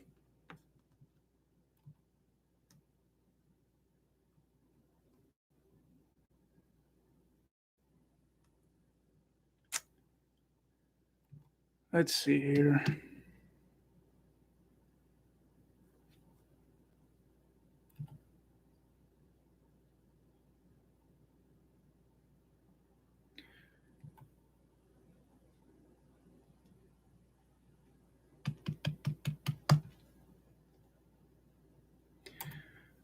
Hopefully the weird messages end. But it's going to be 4-on-4 play for 1:45 here. 14:40 left to go in game one, the second period. Yeah, I think he's just a troll, would be my best guess. I thought for a second maybe you said something that was wild in the chat, but then when I looked back, I was like, what? And of course, my Wi-Fi is buffering like crazy. You'll love to see it. Minute 22 left to go on the 4-on-4 play. Shea Theodore is good, yeah. Suzuki's got the puck. Oh. Weber might have been able to get a slap shot off there, but I couldn't tell if Suzuki mishandled the puck or what. Somebody's down. Foley has the puck, gets knocked away. It was Suzuki that fell down, but he's fine. He just fell, slipped on the ice. Vegas might have a good chance here. 4-on-4, 51 seconds left to go.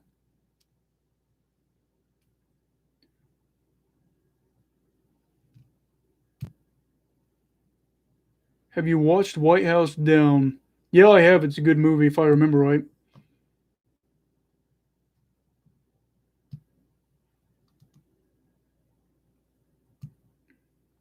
Angel Has Fallen, watched that as well. Big fan of that, if I remember right, too. It's been a minute. You know what movie I like is Southpaw, about that boxer. It's been a few years since I've seen that, but that's a pretty good movie. 4-on-4's got just 10 seconds left to go. 13 minutes left in the second. Scored 2-0 Vegas because of that Shea Theodore power play goal, which came off of a delay of game from Montreal. after they were just about to kill off that other penalty that was left over from the first with about 20 seconds left in the second. And Montreal gets like a 10-second power play, but I don't think they're going to score off this in that amount of time. Would I rather be a successful YouTuber or the president? YouTuber. I feel like it's a job not a lot of people want to be president. You don't get paid a ton of money, especially by the U.S.'s standards. And it's like half the country hates you because your views are going to make half the country mad. This is probably the most divided the nation's ever been. And I try not to get too much into that, but as a YouTuber, it's going to be more fun.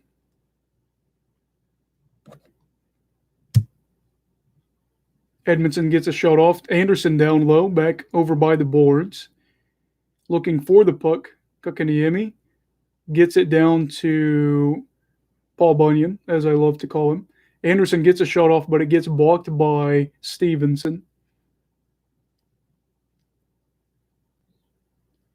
And somebody got tripped up from Vegas, slipped like a penguin down there, like a slip and slide. And it looks like it's going to be another penalty for Montreal. That is unfortunate, considering how well they played in the first period.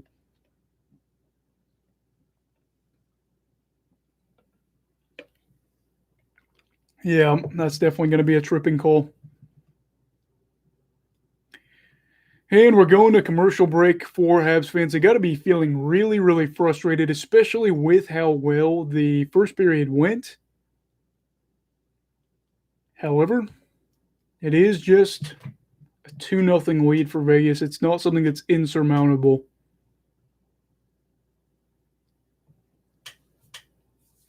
And since we're at the commercial break, feel free to ask me questions, all that good stuff. So we can just talk, kill time, have good conversations, all that good stuff. And let's see here.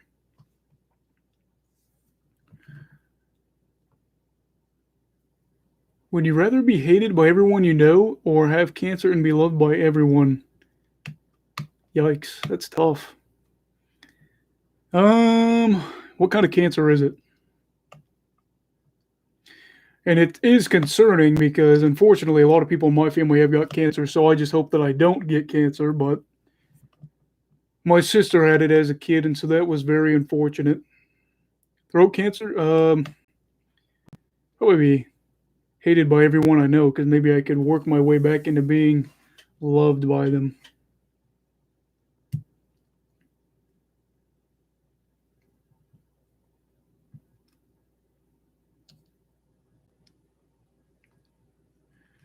Yeah, cancer is just terrible. My grandpa's got it. He's not doing too well. I'm going to come see him this weekend. He's going through his radiation treatments. He's not been doing too well, so I'm going to see him. It's nothing. I don't think it's anything crazy right now, but he's just probably, not been at this point where he's had to go through radiation or anything like that ever before. So just making sure, check in on him, see how he's doing.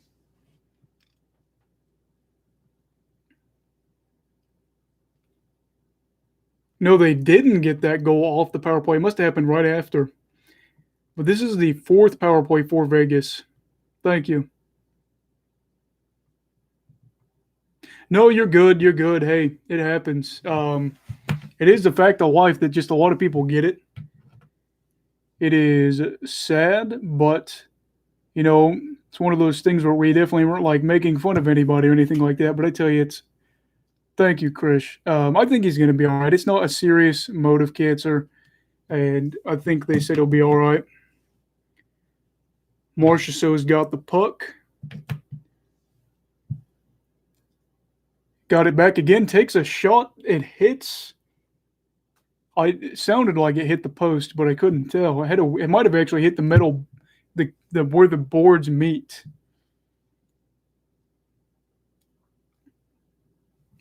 And I am determined with everything I have that I will get Paul Byron's autograph one day and get him to sign it as Paul Bunyan.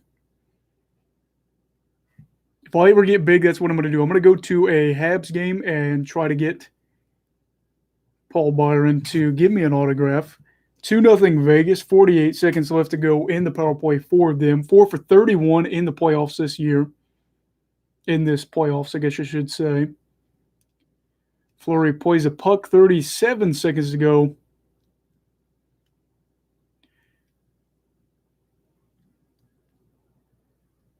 Martinez is the one that got one of those goals. So Theodore has a goal and an assist. Martinez had a really, really, really good low slot pass from Stone.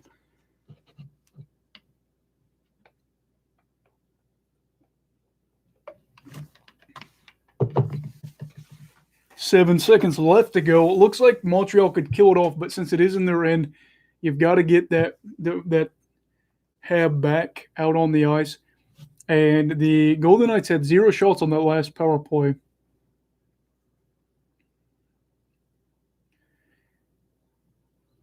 Going up 3-0 would be probably the dagger to finish off this game. I think it'd be really hard for Montreal to get 4 goals to win this game.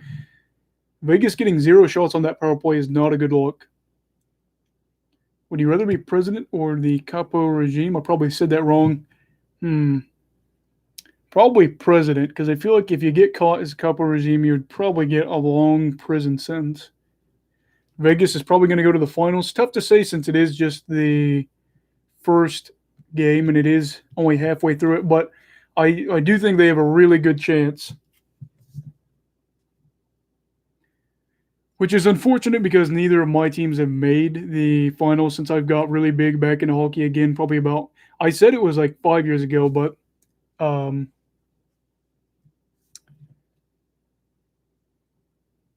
really it's been like 8 years since I've been pretty big back into hockey, but no, neither of my teams have made it to the Cup in that time.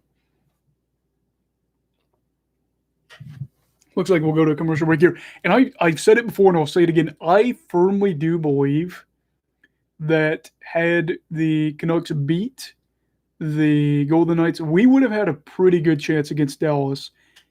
I'm not saying everything's perfect there, but I think we would have had a good chance. How is my wife? Kind of sleepy today. She's kind of just been a little sleepy. That's all right.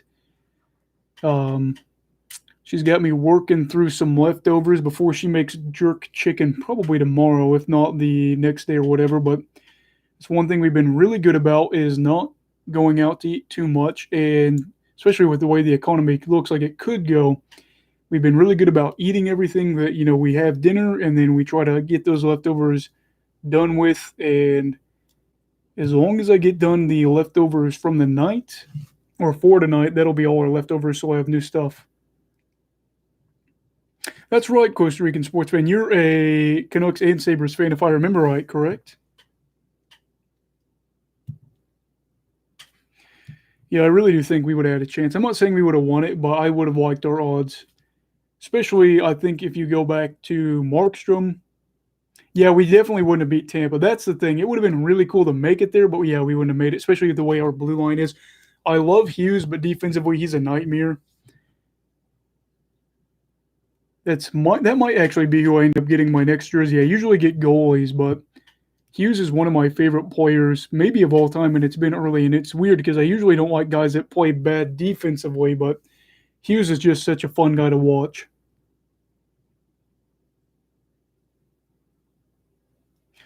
Suffering. As a Canucks fan, I can feel you there, but also since you're a Sabres fan, that has to be rough. That 18-game losing streak. Wow. 8 minutes and 35 seconds left to go as we start up the second again.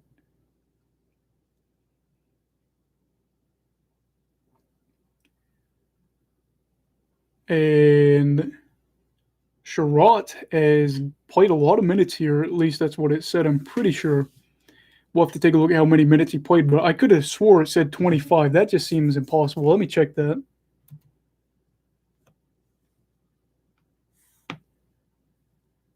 Pagulas are terrible owners. It's tough. It's also tough because it's like, not to be rude to Buffalo, because I'm a big Sabres supporter just because of how rough things have been there. But they just, Do you really want to go to Buffalo? You'd rather have Eugene Melnick? Oh, it's tough.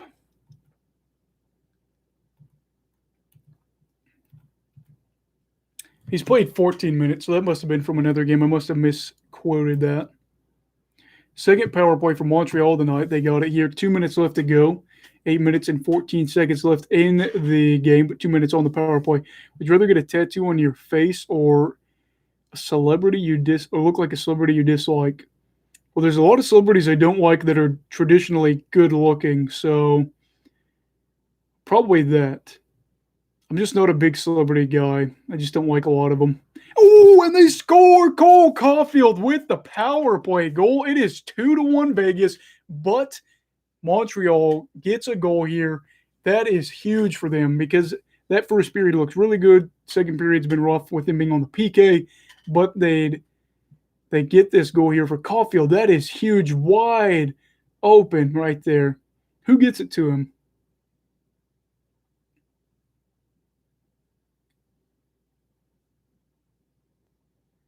It might have been Suzuki. I'm not in a fraternity. I almost joined one my freshman year because my mom's friend was actually the president of his. It's actually got like national recognition, not like the fraternity as a whole nationally, but that one specifically.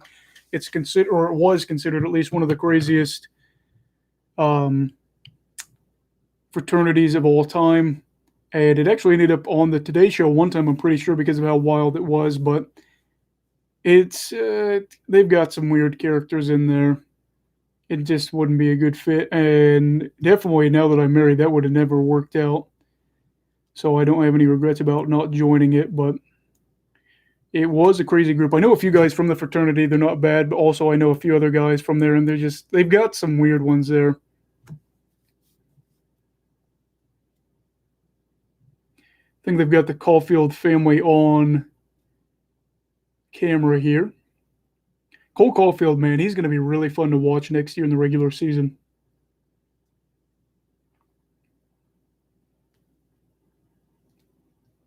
Montreal has outshot Vegas, even though they've been on the power play 2 more times than the Habs have been. 7.5 minutes to go. 2-1 Vegas. And Weber trying to get the puck turned over. Pacioretty actually gets the puck in Vegas, or Montreal's end, gets a shot off. Carey Price settles it down like it's nothing. 2 goals on 15 shots.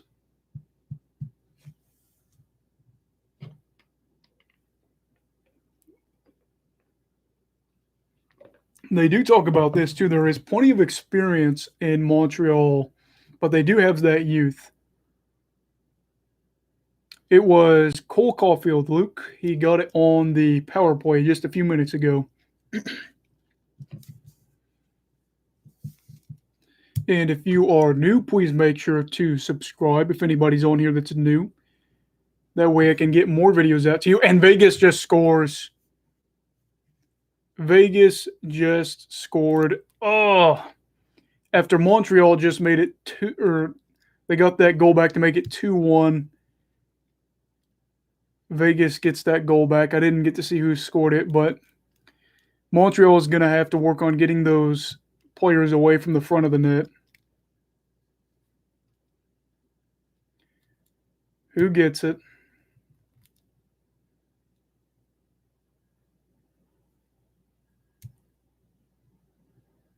Who is that? It was Janmark. He had that hat trick in the round before. He just got a great feed. He was able to deflect it with his puck or with his stick. So I played Minecraft. I did it a lot as a kid. It was a big thing me and my friends did a lot of. We had our own like world setup and stuff like that. It was pretty complex. It's over. Vegas won for the game or the series. Oh, they almost score again there. No, Janmark had that hat trick against the Wild. I think it was in the elimination game. Anderson trying to break out here. There's not enough numbers on Montreal's side right now. Getting it to 3-2 would be ideal for Montreal, because I just don't know if they'd be able to get 2 goals in 20 minutes against Vegas right now with how this second period's gone.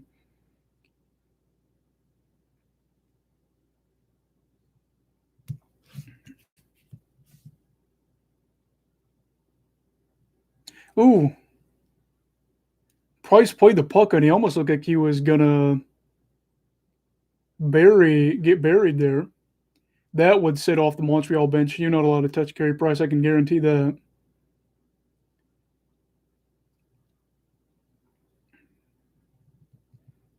Oreo McFlurries are good. Perry had the puck. Stahl has dumped it in to Vegas's end. If Stahl had that speed when he was a little bit younger, where he had younger legs, it'd be huge. Carlson tries to get a dangle there, couldn't get it to go.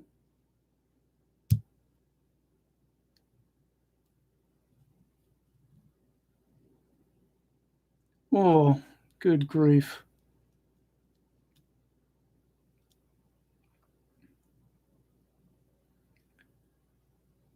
Four minutes and 50 seconds left. Caulfield looking like he might get Rangers.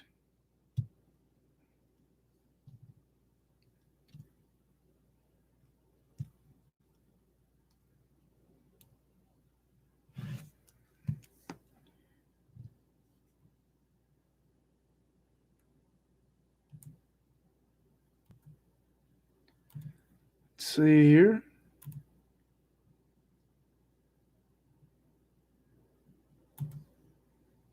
Oh, didn't mean to delete a message.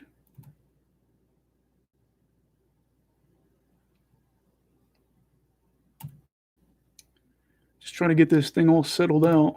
Looks like we're going to have a commercial break here.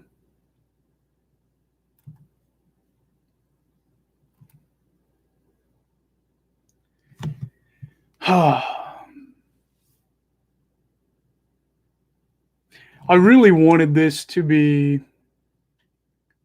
still at least 2-1, but with Janmark's goal, I don't know. Montreal getting those 2 goals, that's going to be really tough. They're probably going to have to get one.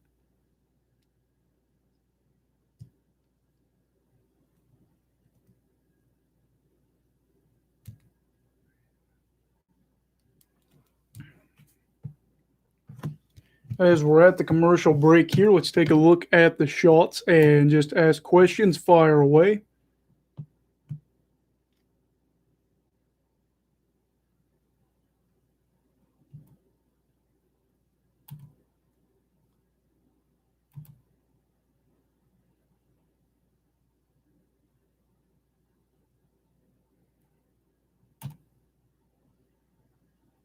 I'm not exactly sure what's happening here, but I think I fixed it.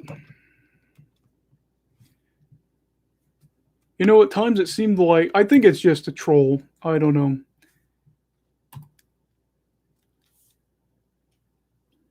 But I think we've got that fixed.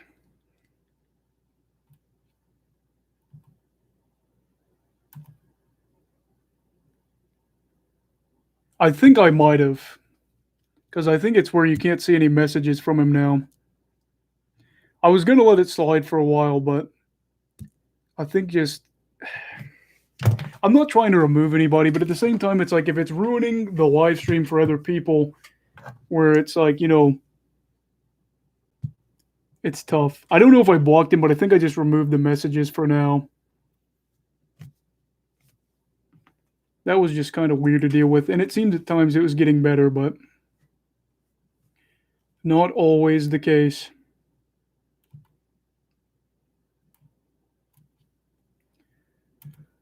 Take a look at the shots. Yeah, thanks. I hate to do it, but at the same time, it's like, it was weird at times. Montreal is outshot now 19-17. They've been outshot 11-5 in this second period. See, I didn't have a problem with most of what he was saying, but the messages kept getting random and like they were just spamming. And I wanted you guys to feel like you could talk in the chat too and not have it weird. So just I don't know if I did remove him, but I did make it to where like I don't think he can leave a message in this at least live stream. So we'll see if he comes back for another one.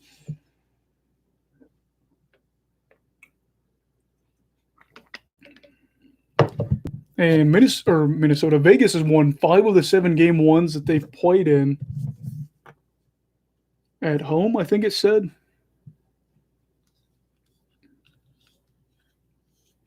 Who knows? Maybe he's in another part of a chat cussing me out.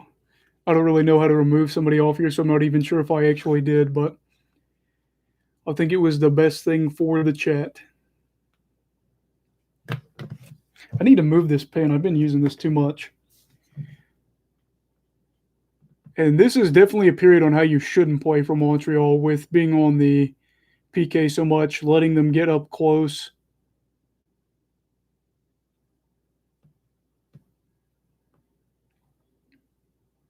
I think I said president for this question because you'd have better security, and I feel like you probably, for the most part, as long as you didn't do anything crazy illegal, wouldn't go to jail if you got caught. But I guess as a president, you wouldn't be getting caught if you did everything by the books, although who knows what they actually do.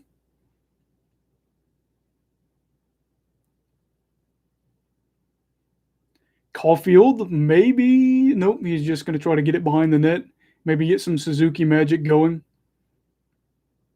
Ooh, Corey Perry. Oh, it gets behind him. Just a weird bounce. Had he been able to do it, I think he might have been able to skid into his own end, dump it back to Caulfield, maybe get a good look there. Fleury's got to like this period because he hasn't been tested a lot. I know he gave up the goal, but only 5 shots on net, and Mark Stone passes it over to, couldn't see, but it was a great save by Carey Price on the far side. It was Jonathan Marchessault. And I would not say this has been on Price, especially with how this period's been with him being on the PK. He just gets that leg out. Goalies are so flexible. You know they got to be doing all kinds of crazy stretches. Mark Stone is a menace, and we talked about that in my preview and prediction. I always said Mark Stone is going to be a big, big person to watch in this series. It sounds bad, but I'm kind of glad that he's in Vegas instead of Ottawa because they're still kind of in that rebuild. Maybe they'll get better next year. But Computer Kid is your uncle? Hope not. From the Bahamas.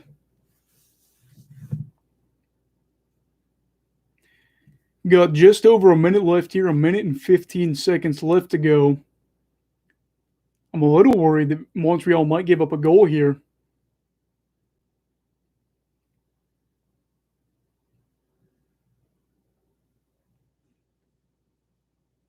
The nose got the puck. Oh, offside. Oh, it's hard watching this, and I'm not even a Habs fan, but some of these offsides have been really rough for Montreal. I kind of wish they did a better job tracking those too. Who has the most offsides? I think a big stat that I'd really love to see is who gives up the most goals within 10 seconds after the PK ending. That's a stat nobody tracks, I don't think, and that would be a really fun one just to see who it would be. Theoretically, it'd probably be the teams that give up the most PKs, but you never know. I will answer that question about college and stress right after this period ends, but thank you for asking. I just don't want to miss anything here and then screw up because I know that I've missed a few key moments here for you guys, and that is all on me, not on you. Thank you for being so active in the chat. 30 seconds left to go. Tuck is going to get it on over to McNabb. McNabb gets it on over to Theodore. 17 seconds left to go. Turnover there. Turnovers are going to be a big thing here. Tuck tries to get it on over. Just dump the puck. Take the icing. I don't even care. I'm not even a Habs fan, but Montreal just needs to take an icing just to kill some time. They will end the third period here. It is 3-1 Vegas. That was a really rough period for Montreal. I guess, ironically, you're still only down 2 goals, but it feels like a really bad period for them. How would I rate college difficulty and stress? It definitely ranges by semester. My first semester here was pretty tough. Second semester of my freshman year was probably one of the easiest. First semester sophomore year was my easiest. Ever since then, it has been really difficult, though. Junior year, they say, is supposed to be your hardest. It was. And in terms of difficulty, I would say, some semesters I'd probably give it like a 6, and then other semesters I'd give it a 10. In terms of stress, some semesters, like the first semester sophomore year, I'd give it like a 4 or 5. This past semester, a 10 easily. Although it just depends on what you do. I work as well as do school, and I can work up to 28 hours a week with the job I have, and then I do YouTube as well. So I was pretty stressed out. This upcoming semester should be fairly stress-free. I have one more class for my major left. That is going to be the hardest class probably that I've ever taken, which is insane because I've taken some really intense classes. But once I pass that, it'll all be electives that I get to take second semester senior year. So second semester senior year should be a breeze while I try to find a job. If I'm lucky, though, maybe I'll have a job lined up before first semester is even over with. I know a few people since I've been in college, which is crazy that I'm going into my 4th year, but I know a few people that have got a job before their first semester is done and over with, and they've already got it set up to where they've got everything lined up even before winter break starts. And we're in the intermission. Feel free to ask whatever. I don't think we have to deal with the computer guy anymore. Hate that I had to stop him from chatting on here, but it was just kind of a pain, and I was not wanting to have to deal with all that. Really, really, really rough period for Montreal. They got outshot 13-5. How many of that was on the power play? Only 2 of those shots. 5-on-5, they were outshot 10-3. And you hate to be a pessimist, especially when you're a neutral guy. But getting those 2 goals back, one of them I'm thinking is going to have to be coming off a power play. Oh, wow. Okay, this stat's really, really rough for Montreal. They had 0 scoring chances in the second period, 5-on-5. Vegas had 12. They were outchanced 12-0, 5-on-5. Overall, it was 16-3 in the third in terms of Vegas's favor. That is really, really rough. Yikes. Looking back at the tape, you're probably going to want to replicate what you did in period 1, even if you can't get that set up after this game. I would show them period 1 and say, this is probably how we need to play our game, closer to that. And then I'd show period 2 and say, this is how we don't need to play. And if I'm not mistaken, 3 of those PK, 3 of the short-manned experiences for them were in the second period. So big part of that is don't go on the PK, but at the same time, it's kind of troubling to see how that went. What kind of pets do you want in the future? Wow. Okay. It is really complex. Thank you for asking. I've always wanted a bulldog. I've never had the opportunity to get one. My wife is all right with me getting one. And then we're just going to get a variety of dogs after that. I think she wants some cats as well. And then if we do get land, we're probably going to try to get some chickens and stuff like that. But we're going to get a lot of rescue dogs. That's one of the things that I think you should do. Well, not should. It's one thing that I feel strongly that I should do. A lot of these dogs are going to get put down and stuff like that, and I'm just a big animal guy. I don't always mesh well with people. I think that I mesh well a lot in, pretty normal situations, but I think I have a hard time, relating with people on, a friend level. So I think, I've always been a big animal person, big dog fan. So it just makes me sad that some of these dogs really could use a home, and people just aren't adopting them. So I think we're going to get a lot of shelter dogs. What is the best job you would recommend for a college student? Okay, here's my honest opinion. if you can get a job, it just depends on what kind of money you need, first of all, because that's tough. In the summer, I used to work at a factory in order to make enough money to pay for my schooling. And then during the school year, I worked at ESPN um, doing that. But if you can get a job that pays, it's also for your it's for your major. That would be huge because you're getting experience and you're getting paid for it. I finished the big cup of water. So now we're on to this bad boy. But if you can get a job, like I said, especially during the school year, that gives you experience and pays you, that's huge. That water's lukewarm and gross. Let's see at who gave up the most scoring chances in that period.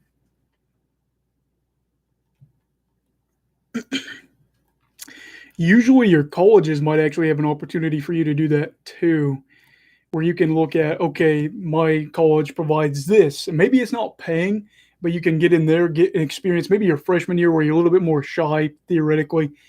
And, you get close with maybe a professor that runs it and they recommend you to somebody in your local city or wherever you are that could get you like a job that way.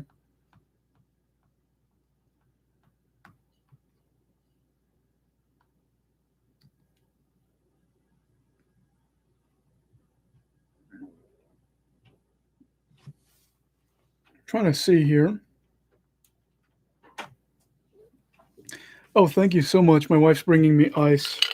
Let's just try not to overfill it as I do so, but yeah, we'll figure that out. Let me look at I'm just trying to figure out the scoring chances. Who has been really rough here?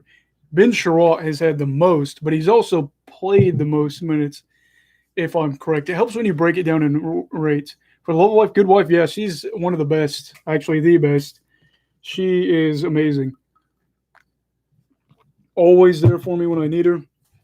Although, try to do the same. Be there for her. I tell you, it's tough though. I think the one thing that's really hard is when they're sick because it's hard to be there. Favorite Bollywood actor? I don't have one. I do like stuff from India.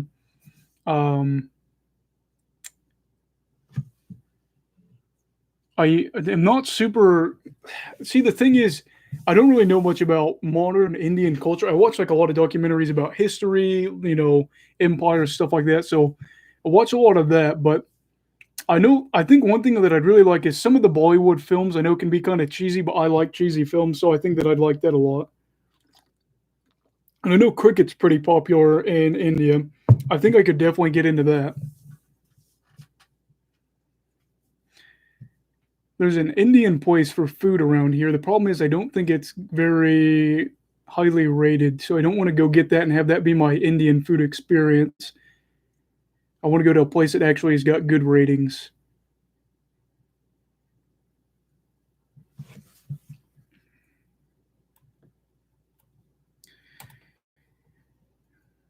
It's so weird seeing these broadcasters right here where they'll be at home because of all this stuff. Surma. I haven't seen that. I'll have to check that out. One of my favorite hockey movies is Miracle on Ice. I know that's a pretty normal one. That one's good. It's regular hockey, not ice hockey. I'd still probably check it out. That is a weird thing to know that hockey exists where it's not ice hockey. That's hard to wrap my head around. I remember when I figured that out, somebody was talking about field hockey, I think it was. I remember when we were kids, we played floor hockey for PE, and my best friend and I just really liked hockey growing up. And we would take it so serious and just go crazy with it. And we usually won. We were pretty good. This seems like a minor thing, but for Montreal, just not turning over the puck in your end, I've noticed that happen twice in the second period.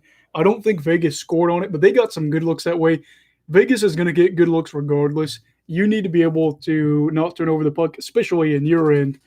Also, the offsides is kind of a weird thing. They've had some good looks that they might have been able to get a breakaway chance, not got it to go, and that's all right, though. We'll see. It's just one game.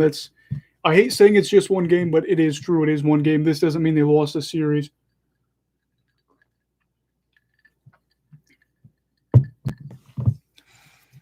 And like I said, guys, just feel free to ask questions down below. I'm really glad to see. I think it was Cole Caulfield's first playoff goal, and if not, that was obviously his first of the series. I know he's had some assists.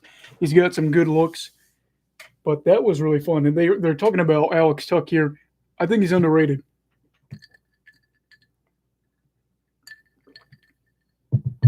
Tuck is a guy that if you can get stretch passes as well, where you can really just get a guy that can stretch out the ice and get some good passes going. Tuck's that guy. And I know they do a lot of home run passes, is what you call it, where Vegas will just lob it up over him and they're able to get passes off that way. But it would be really cool to see him somewhere. And a team that really thrives in the rush, like let's say Washington, I think strives from the rush. Um, and they have Carlson that can do a lot of stretch passes. So that would be a cool place to see him go to get some there. Found out Gandhi's autobiography, admitted to hitting his wife, and I was shocked so many people didn't know this. There's been a lot. I've watched a lot of videos and documentaries about Gandhi, and it seems like a lot of things that we view as wrong in Western culture, he did. Yeah, I'd never hit my wife. I tell you what, that's wrong.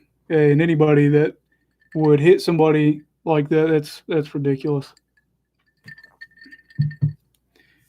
And there's no excuse either for it. No, like obviously if it's like a series where it's like they're gonna like stab you with a knife or something, I'm not saying don't do that, but in any normal situation, that's just wrong. And my wife is super tiny. She's 5'2" on a good day. I just couldn't imagine in a world where I'd actively hit her. That's ridiculous.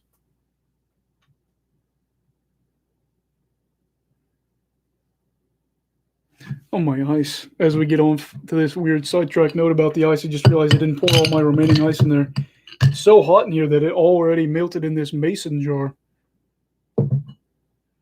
Almost just knocked it over. That would have been bad.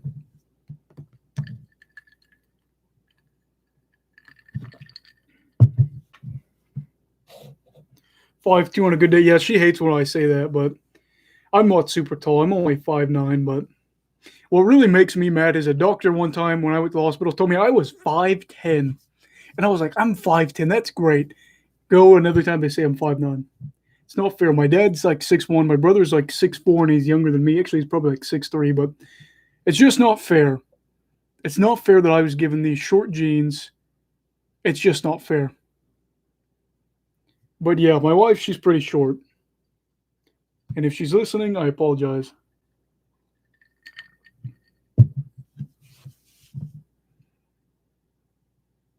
She's feisty though. I tell you what, she'll like I'm gonna bust you. She's joking, but I tell you what, sometimes she gets me. Who's your favorite American activist?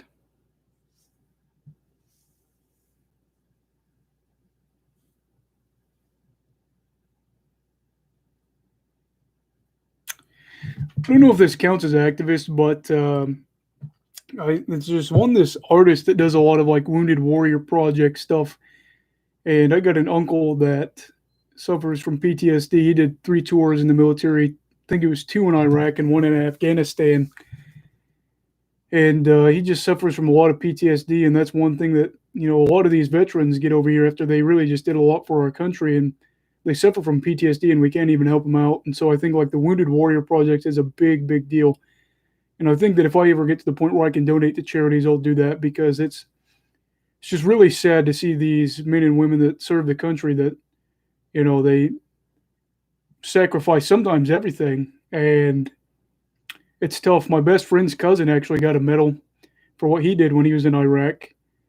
And, he's saw some pretty awful things. And I think it's terrible that we can't provide, a place for our veterans to feel like, it's tough. It's tough.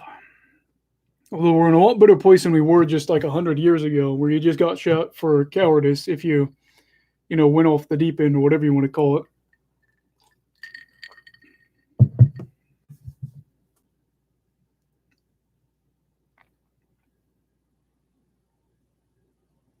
Sin City, no way. He said that Vegas is 43 degrees right now. I call cap. Let's look it up. 103 degrees. Is he talking about? Oh, he's talking about Celsius. Duh. I'm stupid. I do know that it gets relatively cold at night there, though, too. So I do know that. And like I said, guys, just feel free to ask questions, all that good stuff. We're still in the intermission. Intermissions, as I've said, is probably one of the longest things in the history of mankind.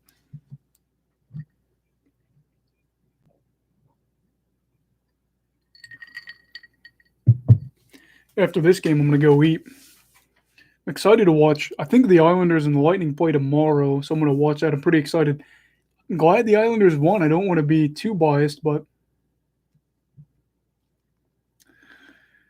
have I ever been bullied? When I was a real young kid, there was a kid that bullied me. We were about the same age. Then I started wrestling, and I actually beat him up, and he left daycare because it was pretty bad. Gave him a bloody nose and all that. But that was when I was real young. Ever since then, not really. I kind of just did my own thing. I'd say football my freshman year is the most you get bullied, but luckily I kind of just stayed in my own way and didn't really get bullied, so that's a good thing. And then as I got older, I mean, I was a pretty chill guy. I didn't really have any problems with anybody. As especially as I get older, I don't think anybody tried to bully me. I'm 5'9" and 185, so I don't think anybody wants to try to pull that game. And I'm not saying I'm some big bad dude, but I don't think that you'd want to just actively bully me. Plus, like I said, I'm not a mean person, I think, for the most part. But yeah, don't bully people. I guess that's the moral of the story. What are your plans for this week? Okay, so let's see. I am going to probably put out some videos, do maybe another live stream. We'll see. This one's been going pretty well. I know the first live stream we did gained a ton of subscribers. Let's see if it's gained any more. I don't think it has, and if so, that's all right. We gained one. That's good. We lost one, though, during the live stream, so that's weird. But I'll do another one. I don't mind it. And then just probably try to work on the apartment, clean stuff. I've been pretty bad about that. I know my wife's just like, you gotta clean some stuff. So trying to help out with that. And then see family, especially since my grandpa's got he's getting his radiation treatments and all that. I want to make sure to get to see him. He's got a bigger family, but it's kind of a dysfunctional family, so we all don't see each other a lot. I see them a lot, but I know that since I live a few hours away, it's tough to see him. And so I feel bad because I know him and I have been really close since I've grown up. We used to fish all the time, and that's, one thing. Once he gets better, I want to fish. What are your plans for the week, Justin? I want to know. Got any good plans? Chris said that he hit his friend with a live rattlesnake from my garden, and he was rushed to the hospital. I'm going to call Cap, but if so, that's crazy. We had a neighbor that was afraid of snakes, so occasionally I would take a fake rubber one. He's a grown man, so it wasn't anything crazy, but I'd take a rubber snake and put it in his front, by his front door. And one time he actually pulled his daughter and pushed her out and shut the door. So it just kind of shows you what he'd do in a situation like that. He was a trucker too, so I just didn't figure he'd be that afraid of snakes, but he screamed like crazy whenever it happened. This is the longest intermission in the history of man. They're showing a chart of where Carey Price has given up the most goals. Definitely down low, 9. The highest outside of that is 3. Vegas has got it all over the place. So they got one down low. They got one kind of low in that face-off circle around there. And then they got one from the high slot.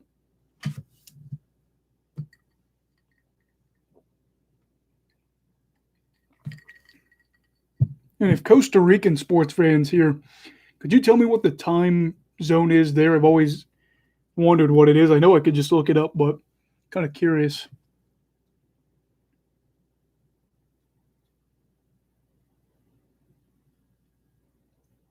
Work on some websites and clean your apartment.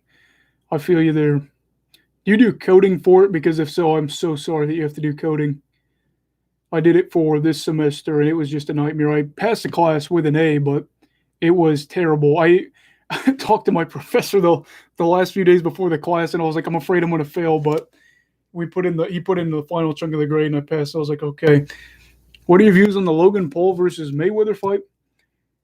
Logan Paul gets a lot of money by doing things that are crazy. And can you blame him? I know the views on Logan Paul are kind of, you either love him or hate him, but love him or hate him, he makes a lot of money. I wanted to see it. I'll tell you what, I watched the McGregor Mayweather fight a few years ago. That was fun. That might actually have been 4 or 5 years ago. Crazy how time goes. Justin, I am so sorry for you because you're probably way better at it than I am. But I had to make like my own website and stuff and like link a bunch of stuff together, and it was a nightmare. So again, you're probably way better at it, but I hated it. And my friend does coding. He's going to do that for a living. He's in his senior year for it. And I feel bad for him because that was just so mind numbing, especially if you do something and you just have one thing wrong.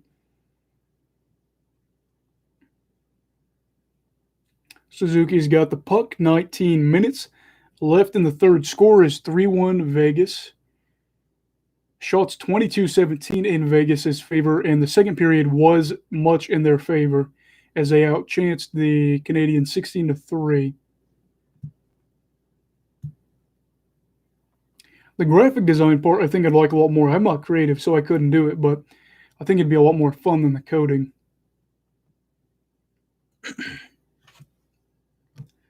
Dano tries to take a shot from his knees, couldn't get it to go. Icing against Vegas. If you're Montreal, maybe what you could do here is get a face-off and get a screen to block Fleury, and then try to get around and get like a shot behind that screen or just over the screen. Yeah. The thing is, I'm going for broadcasting, but they made it a requirement for my major. But I've talked to multiple broadcasters that are new in their field and old, and they said they've never had to use code, so I don't know why they made it a requirement. Ended up talking to the leader of our comm department about it, and they understand the frustration, but they also aren't going to get rid of it, so that stinks. I was miserable for 4.5 months with it.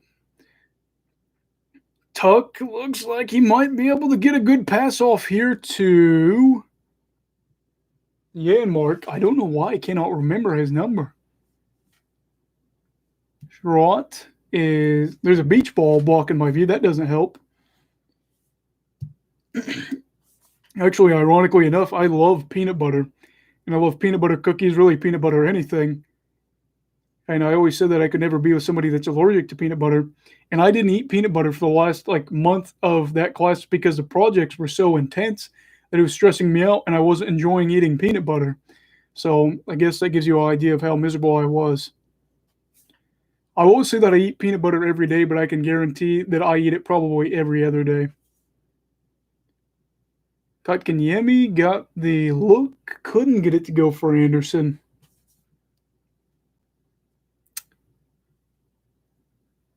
And this is one thing that I said. I think Kotkaniemi is going to have to be better or step up more in this round in order for Montreal to win. I'm really looking forward to his progress, though. He might actually be the player I get a Habs jersey of if Carey Price isn't there by the time I'm able to afford a Habs jersey. Peanut butter is my comfort food. I have been a big fan of peanut butter since I was a kid. And I know it's not like a complex thing, and it's a lot of people consider it a child food. I don't know why, but I love that. Reese's Cups, all that stuff. I eat peanut butter a lot, and I told my wife, I was like, I cannot eat peanut butter when he's making me so stressed out because I'm not enjoying peanut butter at all. Costa Rican sports fan left because I hacked him. Don't do that. Luckily, I know where to find him, so I'll see if that is true.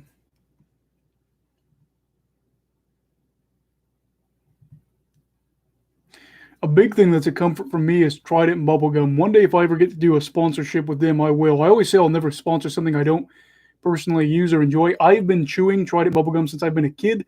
It wasn't the only gum I ever was chewing, but by the time I was in middle school, it was darn near the only gum. By the time I had my license, I haven't chewed really any other gum since then, unless I don't have any more gum. My wife likes the extra gum. That's all right. I think I like Trident because it keeps the flavor for a long time. Stevenson's got a really good chance here on a possible breakaway. He falls. Trying to get the pass over to Stone, but he wasn't there in time. Stone and Stevenson, they might be getting something to go here. Does anybody else have a comfort food that they eat? Which, ironically, I don't eat when I'm stressed because I don't want to take away the joy of the peanut butter. Do I stream every day? I do not. We will get to the point where theoretically I could if I get to do it for a living. I wish I did. We're trying to put out as many videos and live streams as possible. And we, theoretically, if we got to the point where I could do this every day for a living, I'd probably do a live stream every day just to talk.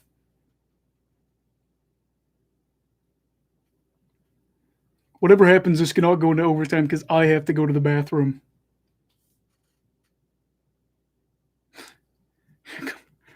I bet.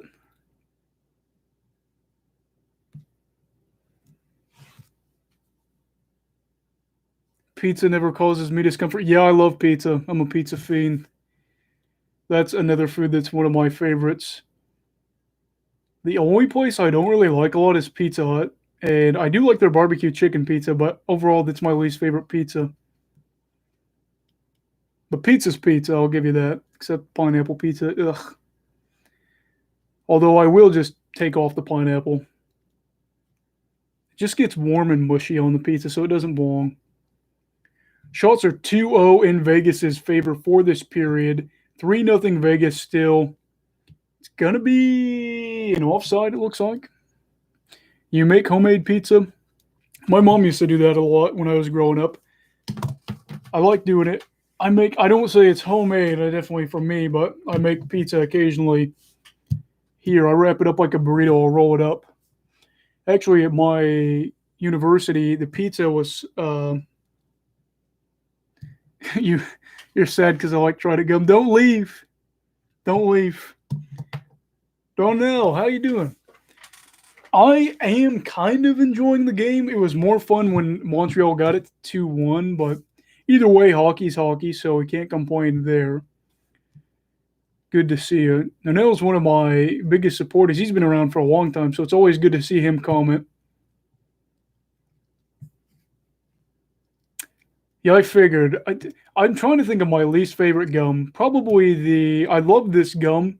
I used to love it as a kid, but I hate it now because that gum that's like that bubble gum that comes in that yellow and blue wrapping that you unfold, it has flavor for about 30 seconds and then it just goes away. I remember what we used to do when we were kids on the baseball team. We used to take that Little League Big Chew or whatever, and we would almost put it in like you were packing in chaw, and you'd pack your gums with the Big League like green apple chew and then act like that. Parents didn't like that at all. But that was something we did growing up. That was weird. I felt like we were big leaguers back then. Because a lot of the baseball players still dip now. No, yeah, you are one of the best followers you've had. You're always supportive. You always comment. And you've been around for quite a long time. I think you've been around since which video was it? I think it was either... Well, I know which one it was. I'm pretty sure the first one you commented on was the Brock Besser jersey. It might have been the Pierre-Luc Dubois jersey video, but it was one of those two. Double bubble, yeah, is that what it was? Yeah, that gum loses flavor in like 30 seconds. So you got to get like the major leagues where they just get buckets of it. It's not worth 25 cents either. You get like 30 seconds of flavor. They charge 25 cents for every piece of gum. It's not worth it. Trident bubble gum, you can chew on it for about an hour. Less for me, though, because I chew on it pretty aggressively, so it's about 20 minutes. I've been known to go through about 2 packs of gum a day, if not more. Yep, that's right. One of those reverse retro videos. I was pretty sure that was it, but it wasn't completely certain. And if I ever do a Patreon, since you're one of my first subscribers, I'll give you Patreon for free. A penny for each second of flavor. Yeah, that's about right. I don't know exactly why it loses flavor. My theory is they don't like. I don't know. It almost feels like there is like a like a powder on it. So I feel like maybe that's what it is. Like there's just a very thin layer of like powder. Ooh, big hit on Perry. Big hit. Perry just got leveled. Chances for the Islanders, it's hard to do the math, I'll give you that. But I'd say winning game 1, if they take care of business in games 3 and 4, that's the thing. My mindset is if you're the Islanders, win games 3 and 4 in Long Island, and you're up 3-1, finish the business in Tampa Bay. It's tough, but I'd say their odds are 50-50 now. You only got to win 3 more, but at the same time, you got to win 3 more against the Lightning. I really hope that Zajac and Palmieri can be big part of this series. If the Islanders play how they did in that first game, they're probably going to win the series because they really did a good job of just limiting what the Lightning could do. And I said in that video, my preview video, that if they could limit what Braden Point can do, they're probably going to be in pretty good shape. And I think they did any of that. Do I have any tattoos? Yeah, I have 4. I'm going to get more, but that'll be down the road when I have money. I'm not going to spend money on things when I'm more concerned about bills. It's kind of crazy. Some people in my family are not a fan of tattoos at all. Other people have a ton of tattoos. I have 4. But yeah, I'm going to get more. I've got my dad's family crest on my left arm, and I'm going to get my mom's on my right one day. It's going to cost about $300. Oh, and Vegas has got a chance. They fooled him. They actually thought the goal went in. They thought Alex Tuch had it. They registered the goal, and they went with that. How do I feel about the Rangers hiring, I always screw up his name, Gallant, as the new coach? It's tough because he had a lot of success in Vegas, but at the same time, it's pretty hard to not have success in Vegas. I am by no means an expert in hockey, but I still feel like I could probably guide the team to the playoffs and win them at least a round.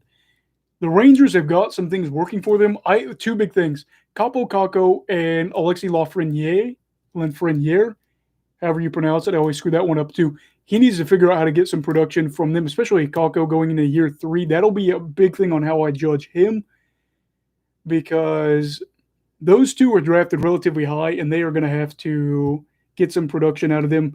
Now, Lafreniere, they're probably going to be all right. Kako, it worries me. I am a big defender of him. I don't know if it's the meme or what, but I said that after year 3, if it still looks rough, I'm not going to be so sold on him. Does my wife have any tattoos? Yes, she does. She has 4 as well. We actually got a matching tattoo. It was my mom's handwriting, where it says I do, where we got married. So we both got that. She has 3 other ones as well. They're all very tiny. She has yet to get a big tattoo. The biggest tattoo that I got took 2 hours and like 45 minutes to get. The other ones are all relatively small. I'd say they all probably took 30 minutes or less to get, but that one was kind of in-depth.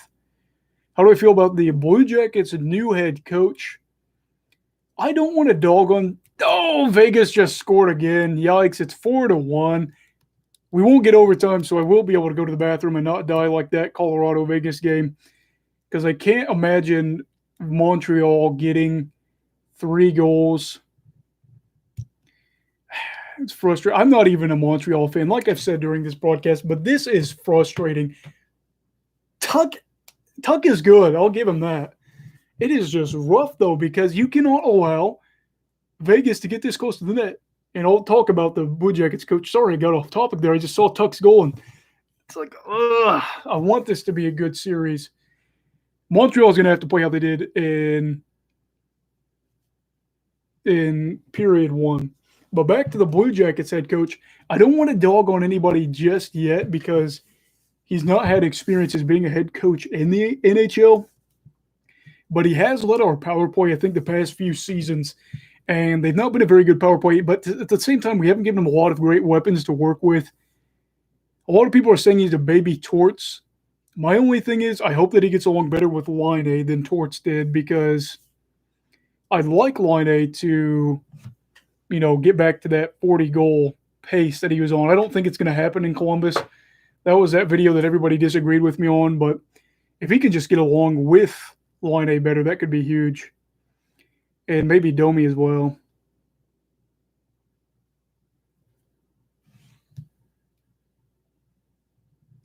And we are going to commercial break. I am actually going to run to the bathroom super fast. Stick with me. I'll make it lightning quick.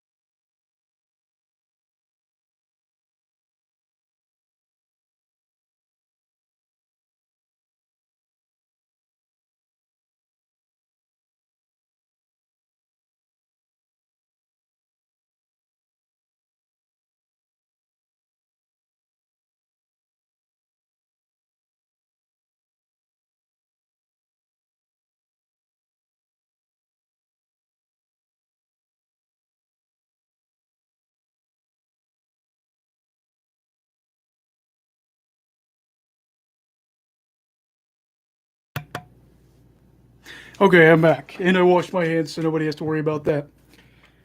Since I told you that I got the 3 reverse retros of my teams, meanwhile, that is awesome, though. That's really cool. And I'm happy for you. I've always wondered what fan I would be if I lived in the tri state area. And awesome, though. That's great for the jersey. That's cool. I'm really glad you got those. Those look cool, too. Lady Liberty is always a good way to go. I think I'd pick the Islanders. I think I've always been. I know my dad was a Devils fan, and I have a soft spot for him, but I think the Islanders would be my team. I like defensive teams. When do you think you'll do another live stream? I will talk to the wife, and I imagine that it'll be for the Islanders. The Islanders Lightning series. I know that we're probably picking strawberries tomorrow from a local area. We use that for like smoothies. We use it for dessert, like strawberry cake, stuff like that, because the strawberries are going to go out of season soon. So we'll probably be doing that tomorrow. But theoretically, I could do that later in the day. I'll talk to her about it. I'll do another one by the end of the week, but it will definitely be a Lightning Islanders. That one could theoretically be, what's today, Monday, I think? And my watch is dead. Pretty sure it's Monday, so that would theoretically be Tuesday or Thursday. I'll talk to her to see which one she would want more.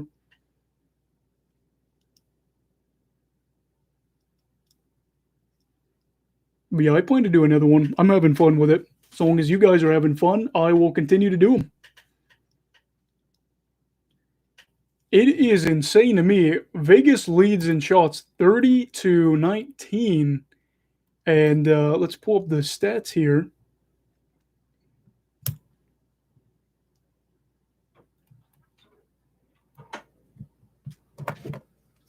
Thank you. She's going to charge my watch for me. She's the best. So actually, Montreal has only had 7 shots since that first period. Tell you the truth, since I told you where they're from hard. I'm so I I gotta read better. I gotta read. To tell you the truth, I told you where I'm from. Hockey hardly gets talked about here that much. Of the Islanders, Rangers, and Devils, they talk about once in a while. Yeah, see where I come from in Indiana, it's not a big thing too. If you run into people, they're either a Hawks or a Red Wings fan. Um, and outside of that, people just don't talk about it, which is a shame because I love hockey and I'm lucky to have a friend here that really loves hockey too. But it's a shame. Hockey is my favorite sport, and it'll always be my favorite sport. You should add a feature where the game is playing on a square screen at the bottom so we can see that would get me a copyright strike, so I cannot do that.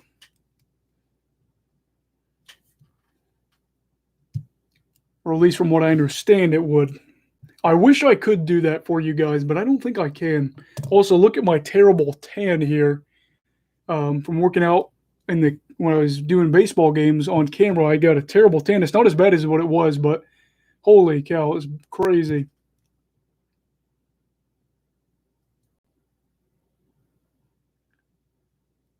7.5 minutes left to go.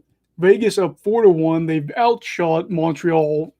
After Montreal had a really good first period, and I talked about that, and I've talked about that extensively. Go back to what you did in that period. I think a big reason the Devils aren't talked about as much now is the fact that they've struggled.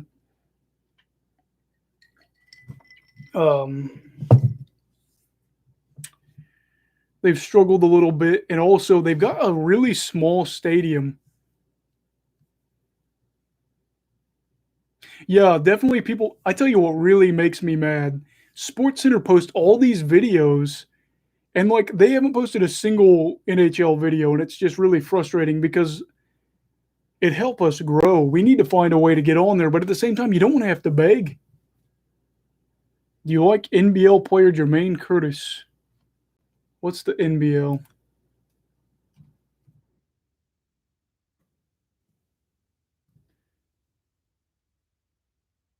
Oh, that's Australian. I follow the NRL more than the NBL. I'll give you that. Things are getting chippy. What do you expect from this? It's 4-1 Vegas still, 6 minutes, 45 seconds to go. They look like they'll take a 1-0 series lead. Yeah, NHL hasn't been back or hasn't been on ESPN since I started watching hockey. My first memories of hockey were, let's see. So my dad's house caught on fire one time, so we had to stay at a hotel for a bit. And I remember watching the Canes play in the playoffs. So that was 2006. So I've never seen hockey on ESPN from what I remember. Now, granted, I was about 6 at the time, so I wouldn't have remembered probably from what was the last year they covered, 2004. But yeah, I'm happy it's going to be back on there. This will be Fleury's 90th Stanley Cup playoff victory if he gets the dub. Looks like it's pretty safe at this point. Oh, Toffoli had a chance to go 5-hole. He couldn't get it to go. I will always root for Tyler Toffoli. It's a shame he couldn't stay with the Canucks. Jim Benning, thank you. How many times a week do you breathe? A lot, I guess. I don't know.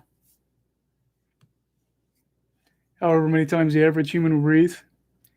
Not sure how I feel about TNT. I know that's more like basketball related, so I'm curious to see how that'll go.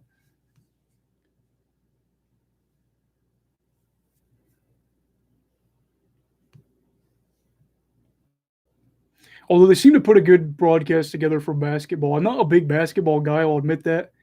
I used to be, but with the way they team up and do all this stuff now where it's like they want to be buddy-buddy and just create super teams, I'm not a big fan of that. Basketball is really fun to watch. Problem is there's not a bunch of competitive teams. Although the Suns are a really fun story right now. I do know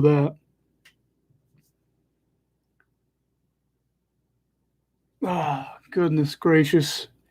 Montreal fans, if you are here, please let me know how you feel after the start of this. Am I interested in cars? I got a little bit into it when I was probably like 14 or 15. Not so much now. I think it's more of a sense where I try to learn about it if I need to do maintenance on mine. I can't do much, I'm going to be honest with you. But, I do like some muscle cars. I'm not too big into it, but car shows aren't bad to go to. I like that.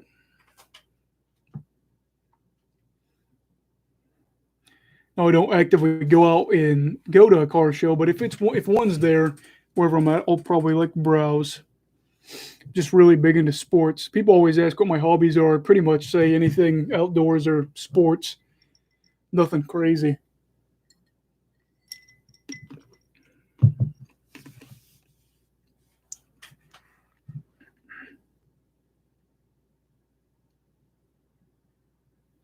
I'd love to see Shea Weber and Ryan Reeves get into a fight.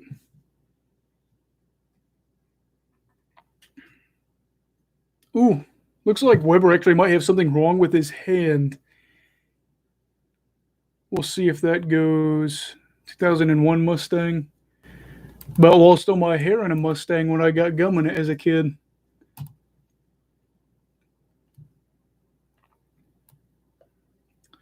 I need to. Oh, they're already pulling Price. It's going to be 5-1.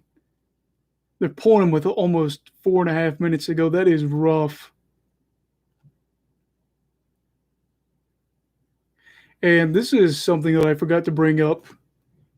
You have. Where's it at? Where are you? Thomas Tatar hasn't played. This will be, I think, his 7th straight game that he's missed in a row with an injury that we don't know about. Have you ever done something you regret doing? All the time. I've got a bunch of stuff that I regret doing. What is your favorite reverse retro other than the Blue Jackets and Canucks? I will get back to you on that one. And as long as you hang around afterwards, I will go back to that video where I ranked the reverse retro jerseys, and I'll see what I gave the rankings at the end and pick one. If I remember right, I really liked Anaheim's, but we'll have to see. St. Louis's was really cool as well. St. Louis's, however it goes. Empty net for Montreal, 4-1 Vegas, 4 minutes left to go. Game 1, shots 30-22 in Vegas's favor. Life is not good for the Habs. First period looked good. Other than that, not so much.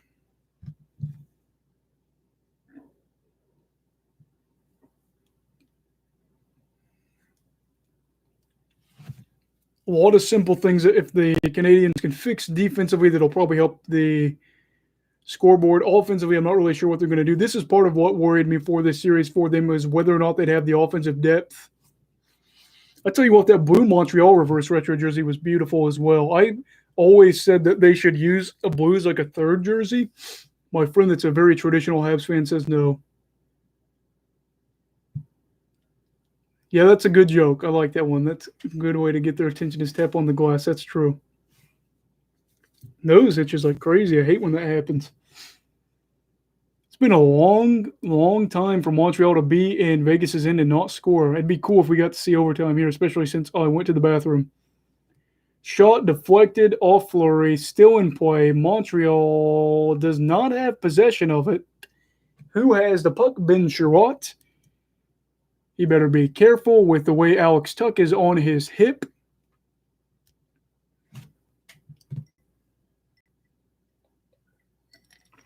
Sherratt takes a shot. A Sherratt shot, as the broadcaster says. Very funny.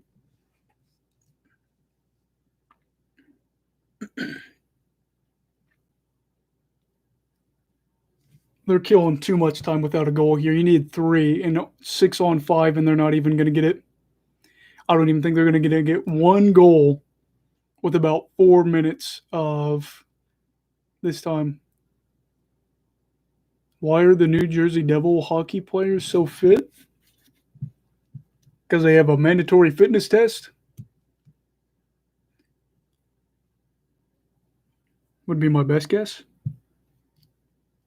Oh, they're doing the wave in Vegas.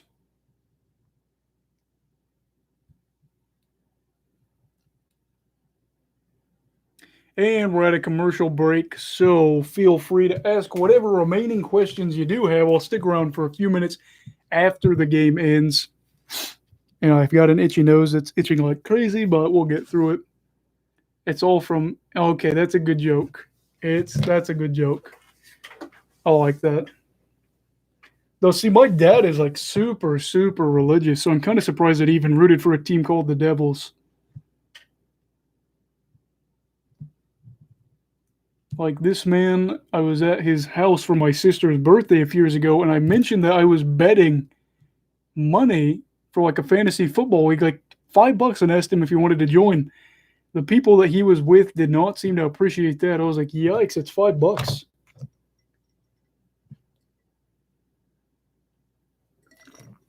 Didn't win. Lost to $5. Out of the 5 years that I played fantasy football, I won it 3 years. I think it was my first 3 years. I got in a really competitive league 1 year, and it was rough.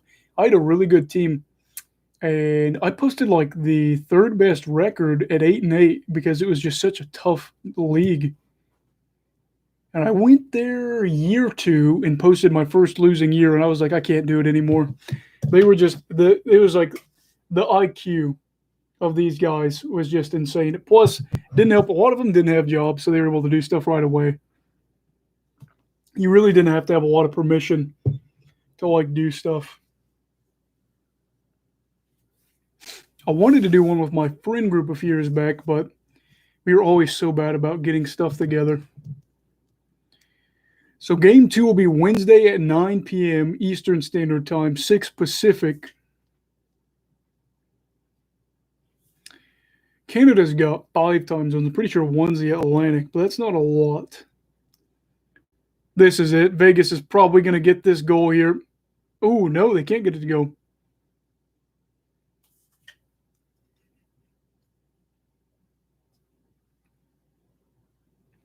They break the ice really quickly. That's a good one. That's a good one. I'm going to have to write these down. It was like when Roman came in here a few days ago and did, I guess it might have been about a week ago, and he did a plethora of jokes. Perry's in front, no big deal. Marc-Andre Fleury is literally just saving anything. Please give us some excitement. Make it 4-2 at least. I like Fleury's mask.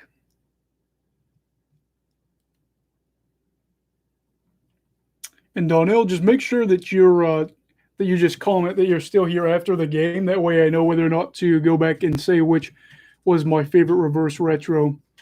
There were a few that were really, sorry, get a hair in my mouth, really, really ugly. I'm not trying to be a jerk, but Detroit's was really bland compared to what they could have done. Caulfield tries to get a shot off. There's a ton of traffic at the front of the net. Fleury gets pushed into the net, but no goal.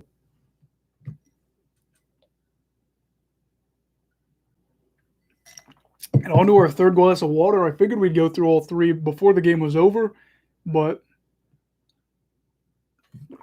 not so much. Is Fort Wayne, Indiana safe? I don't know. I've got family that lives there, and it seems like the area they live isn't too bad, but also I imagine with every city, it's got to be pretty rough.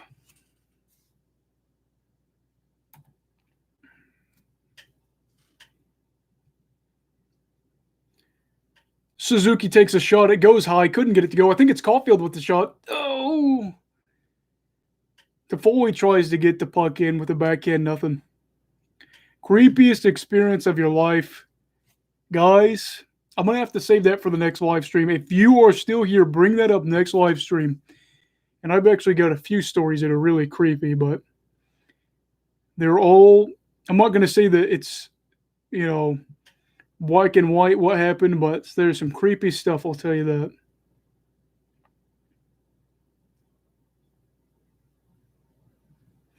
But if you guys are here for the next live stream when I do it, just bring it up. I don't even care if you bring it up in the beginning. I'll tell you in the beginning. I just got a few stories that are pretty long. 1 minute and 14 seconds left. Montreal's not going to get a goal. 6-on-5. With over 4 minutes. Sorry to leave you guys teased like that, but there's just so many stories I have. There's a minute left to go. It's pretty safe to say, unless Montreal creates one of the craziest comebacks of all time, Vegas has got game one wrapped up.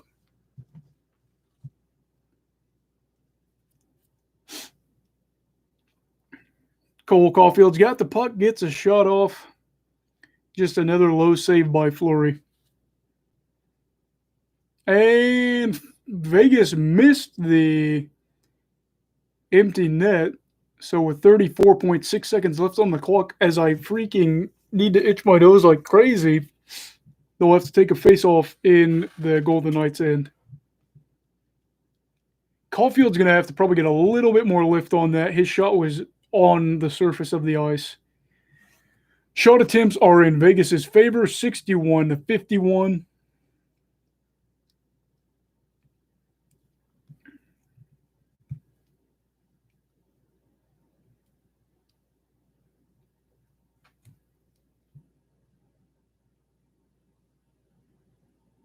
Eighteen of the 30 shots from Vegas have been from the blue line tonight, from their blue liners.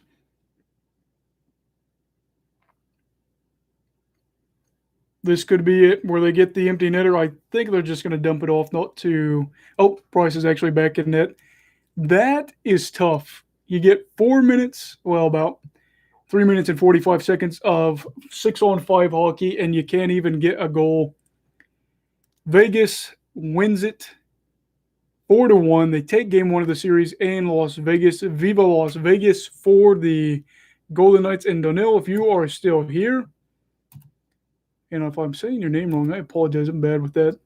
But if you are still here, I will pull up my video and tell you. So just leave a comment down, I'd say by 2:44. Leave a comment in here so that way I know you're here. And then if you don't, then we'll just save it for the next live stream to say which one I like more. And I'll tell you some creepy stories. We'll see how that goes. My glasses are lopsided. See if that's better. But I hope you guys enjoyed it. Thought it was a pretty fun live stream overall. I'll get back to you. You'll probably know. Well, if I'm doing it by tomorrow, you'll know by probably 3 or 4, because I'll have a photo posted with the thumbnail of the live stream. And then if not, it will be Thursday night. So we will see there.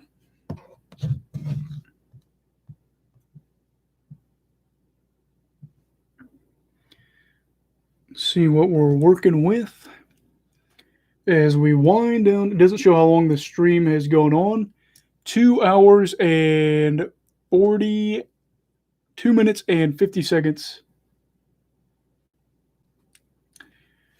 I will let you guys know when you have a minute left to see if you guys want to know the reverse retro thing. If not, no worries. You got a minute left. And then we will end the live stream. Hopefully it was good for you guys. And I enjoyed it as usual. I actually got to write down some names and stuff like that with my handwriting of players and stuff like that. You've got 40 seconds as I try to get this thing stuck on the side of the table. And after that, I'll have dinner. Finish up these leftovers and maybe have some jerk chicken tomorrow. That'll be really good. 25 seconds. I'll let you guys say your piece, all that good stuff. And thank you for being so supportive. Yes, I will go back there, actually. Now I just got to find the video. It's from a lifetime ago. It had to be around January. And of course, I put up a few videos lately. Let's see. Okay.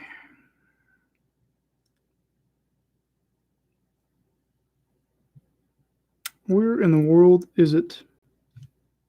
I am looking. My apologies. I know this is probably frustrating. Was it in the preseason videos? That's what I'm trying to figure out.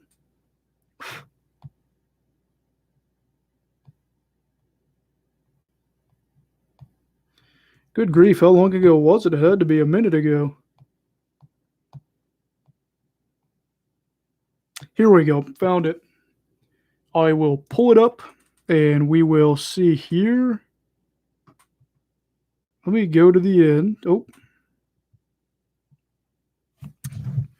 okay. So if I had to pick, I will eliminate that, and that. This may come as controversial, but I feel like either the Calgary Flames or the Hartford Whalers, and they looked really good. And I like those a lot. St. Louis had a good one, but I'd say either Hartford or Calgary. Blasty is always a good look. I'm not a big fan of the Flames, but that reverse retro jersey was really cool. Florida's was amazing. I'm a big fan of Montreal. It sounds bad, but I'd probably buy them all. That's why it's so hard to rate them. Big League bubblegum is supposed to resemble tobacco. Yeah, I mean, that makes sense considering that in Little League baseball, we used to put it in our gums and like pack it like a thing of dip, which is not uncommon where I live.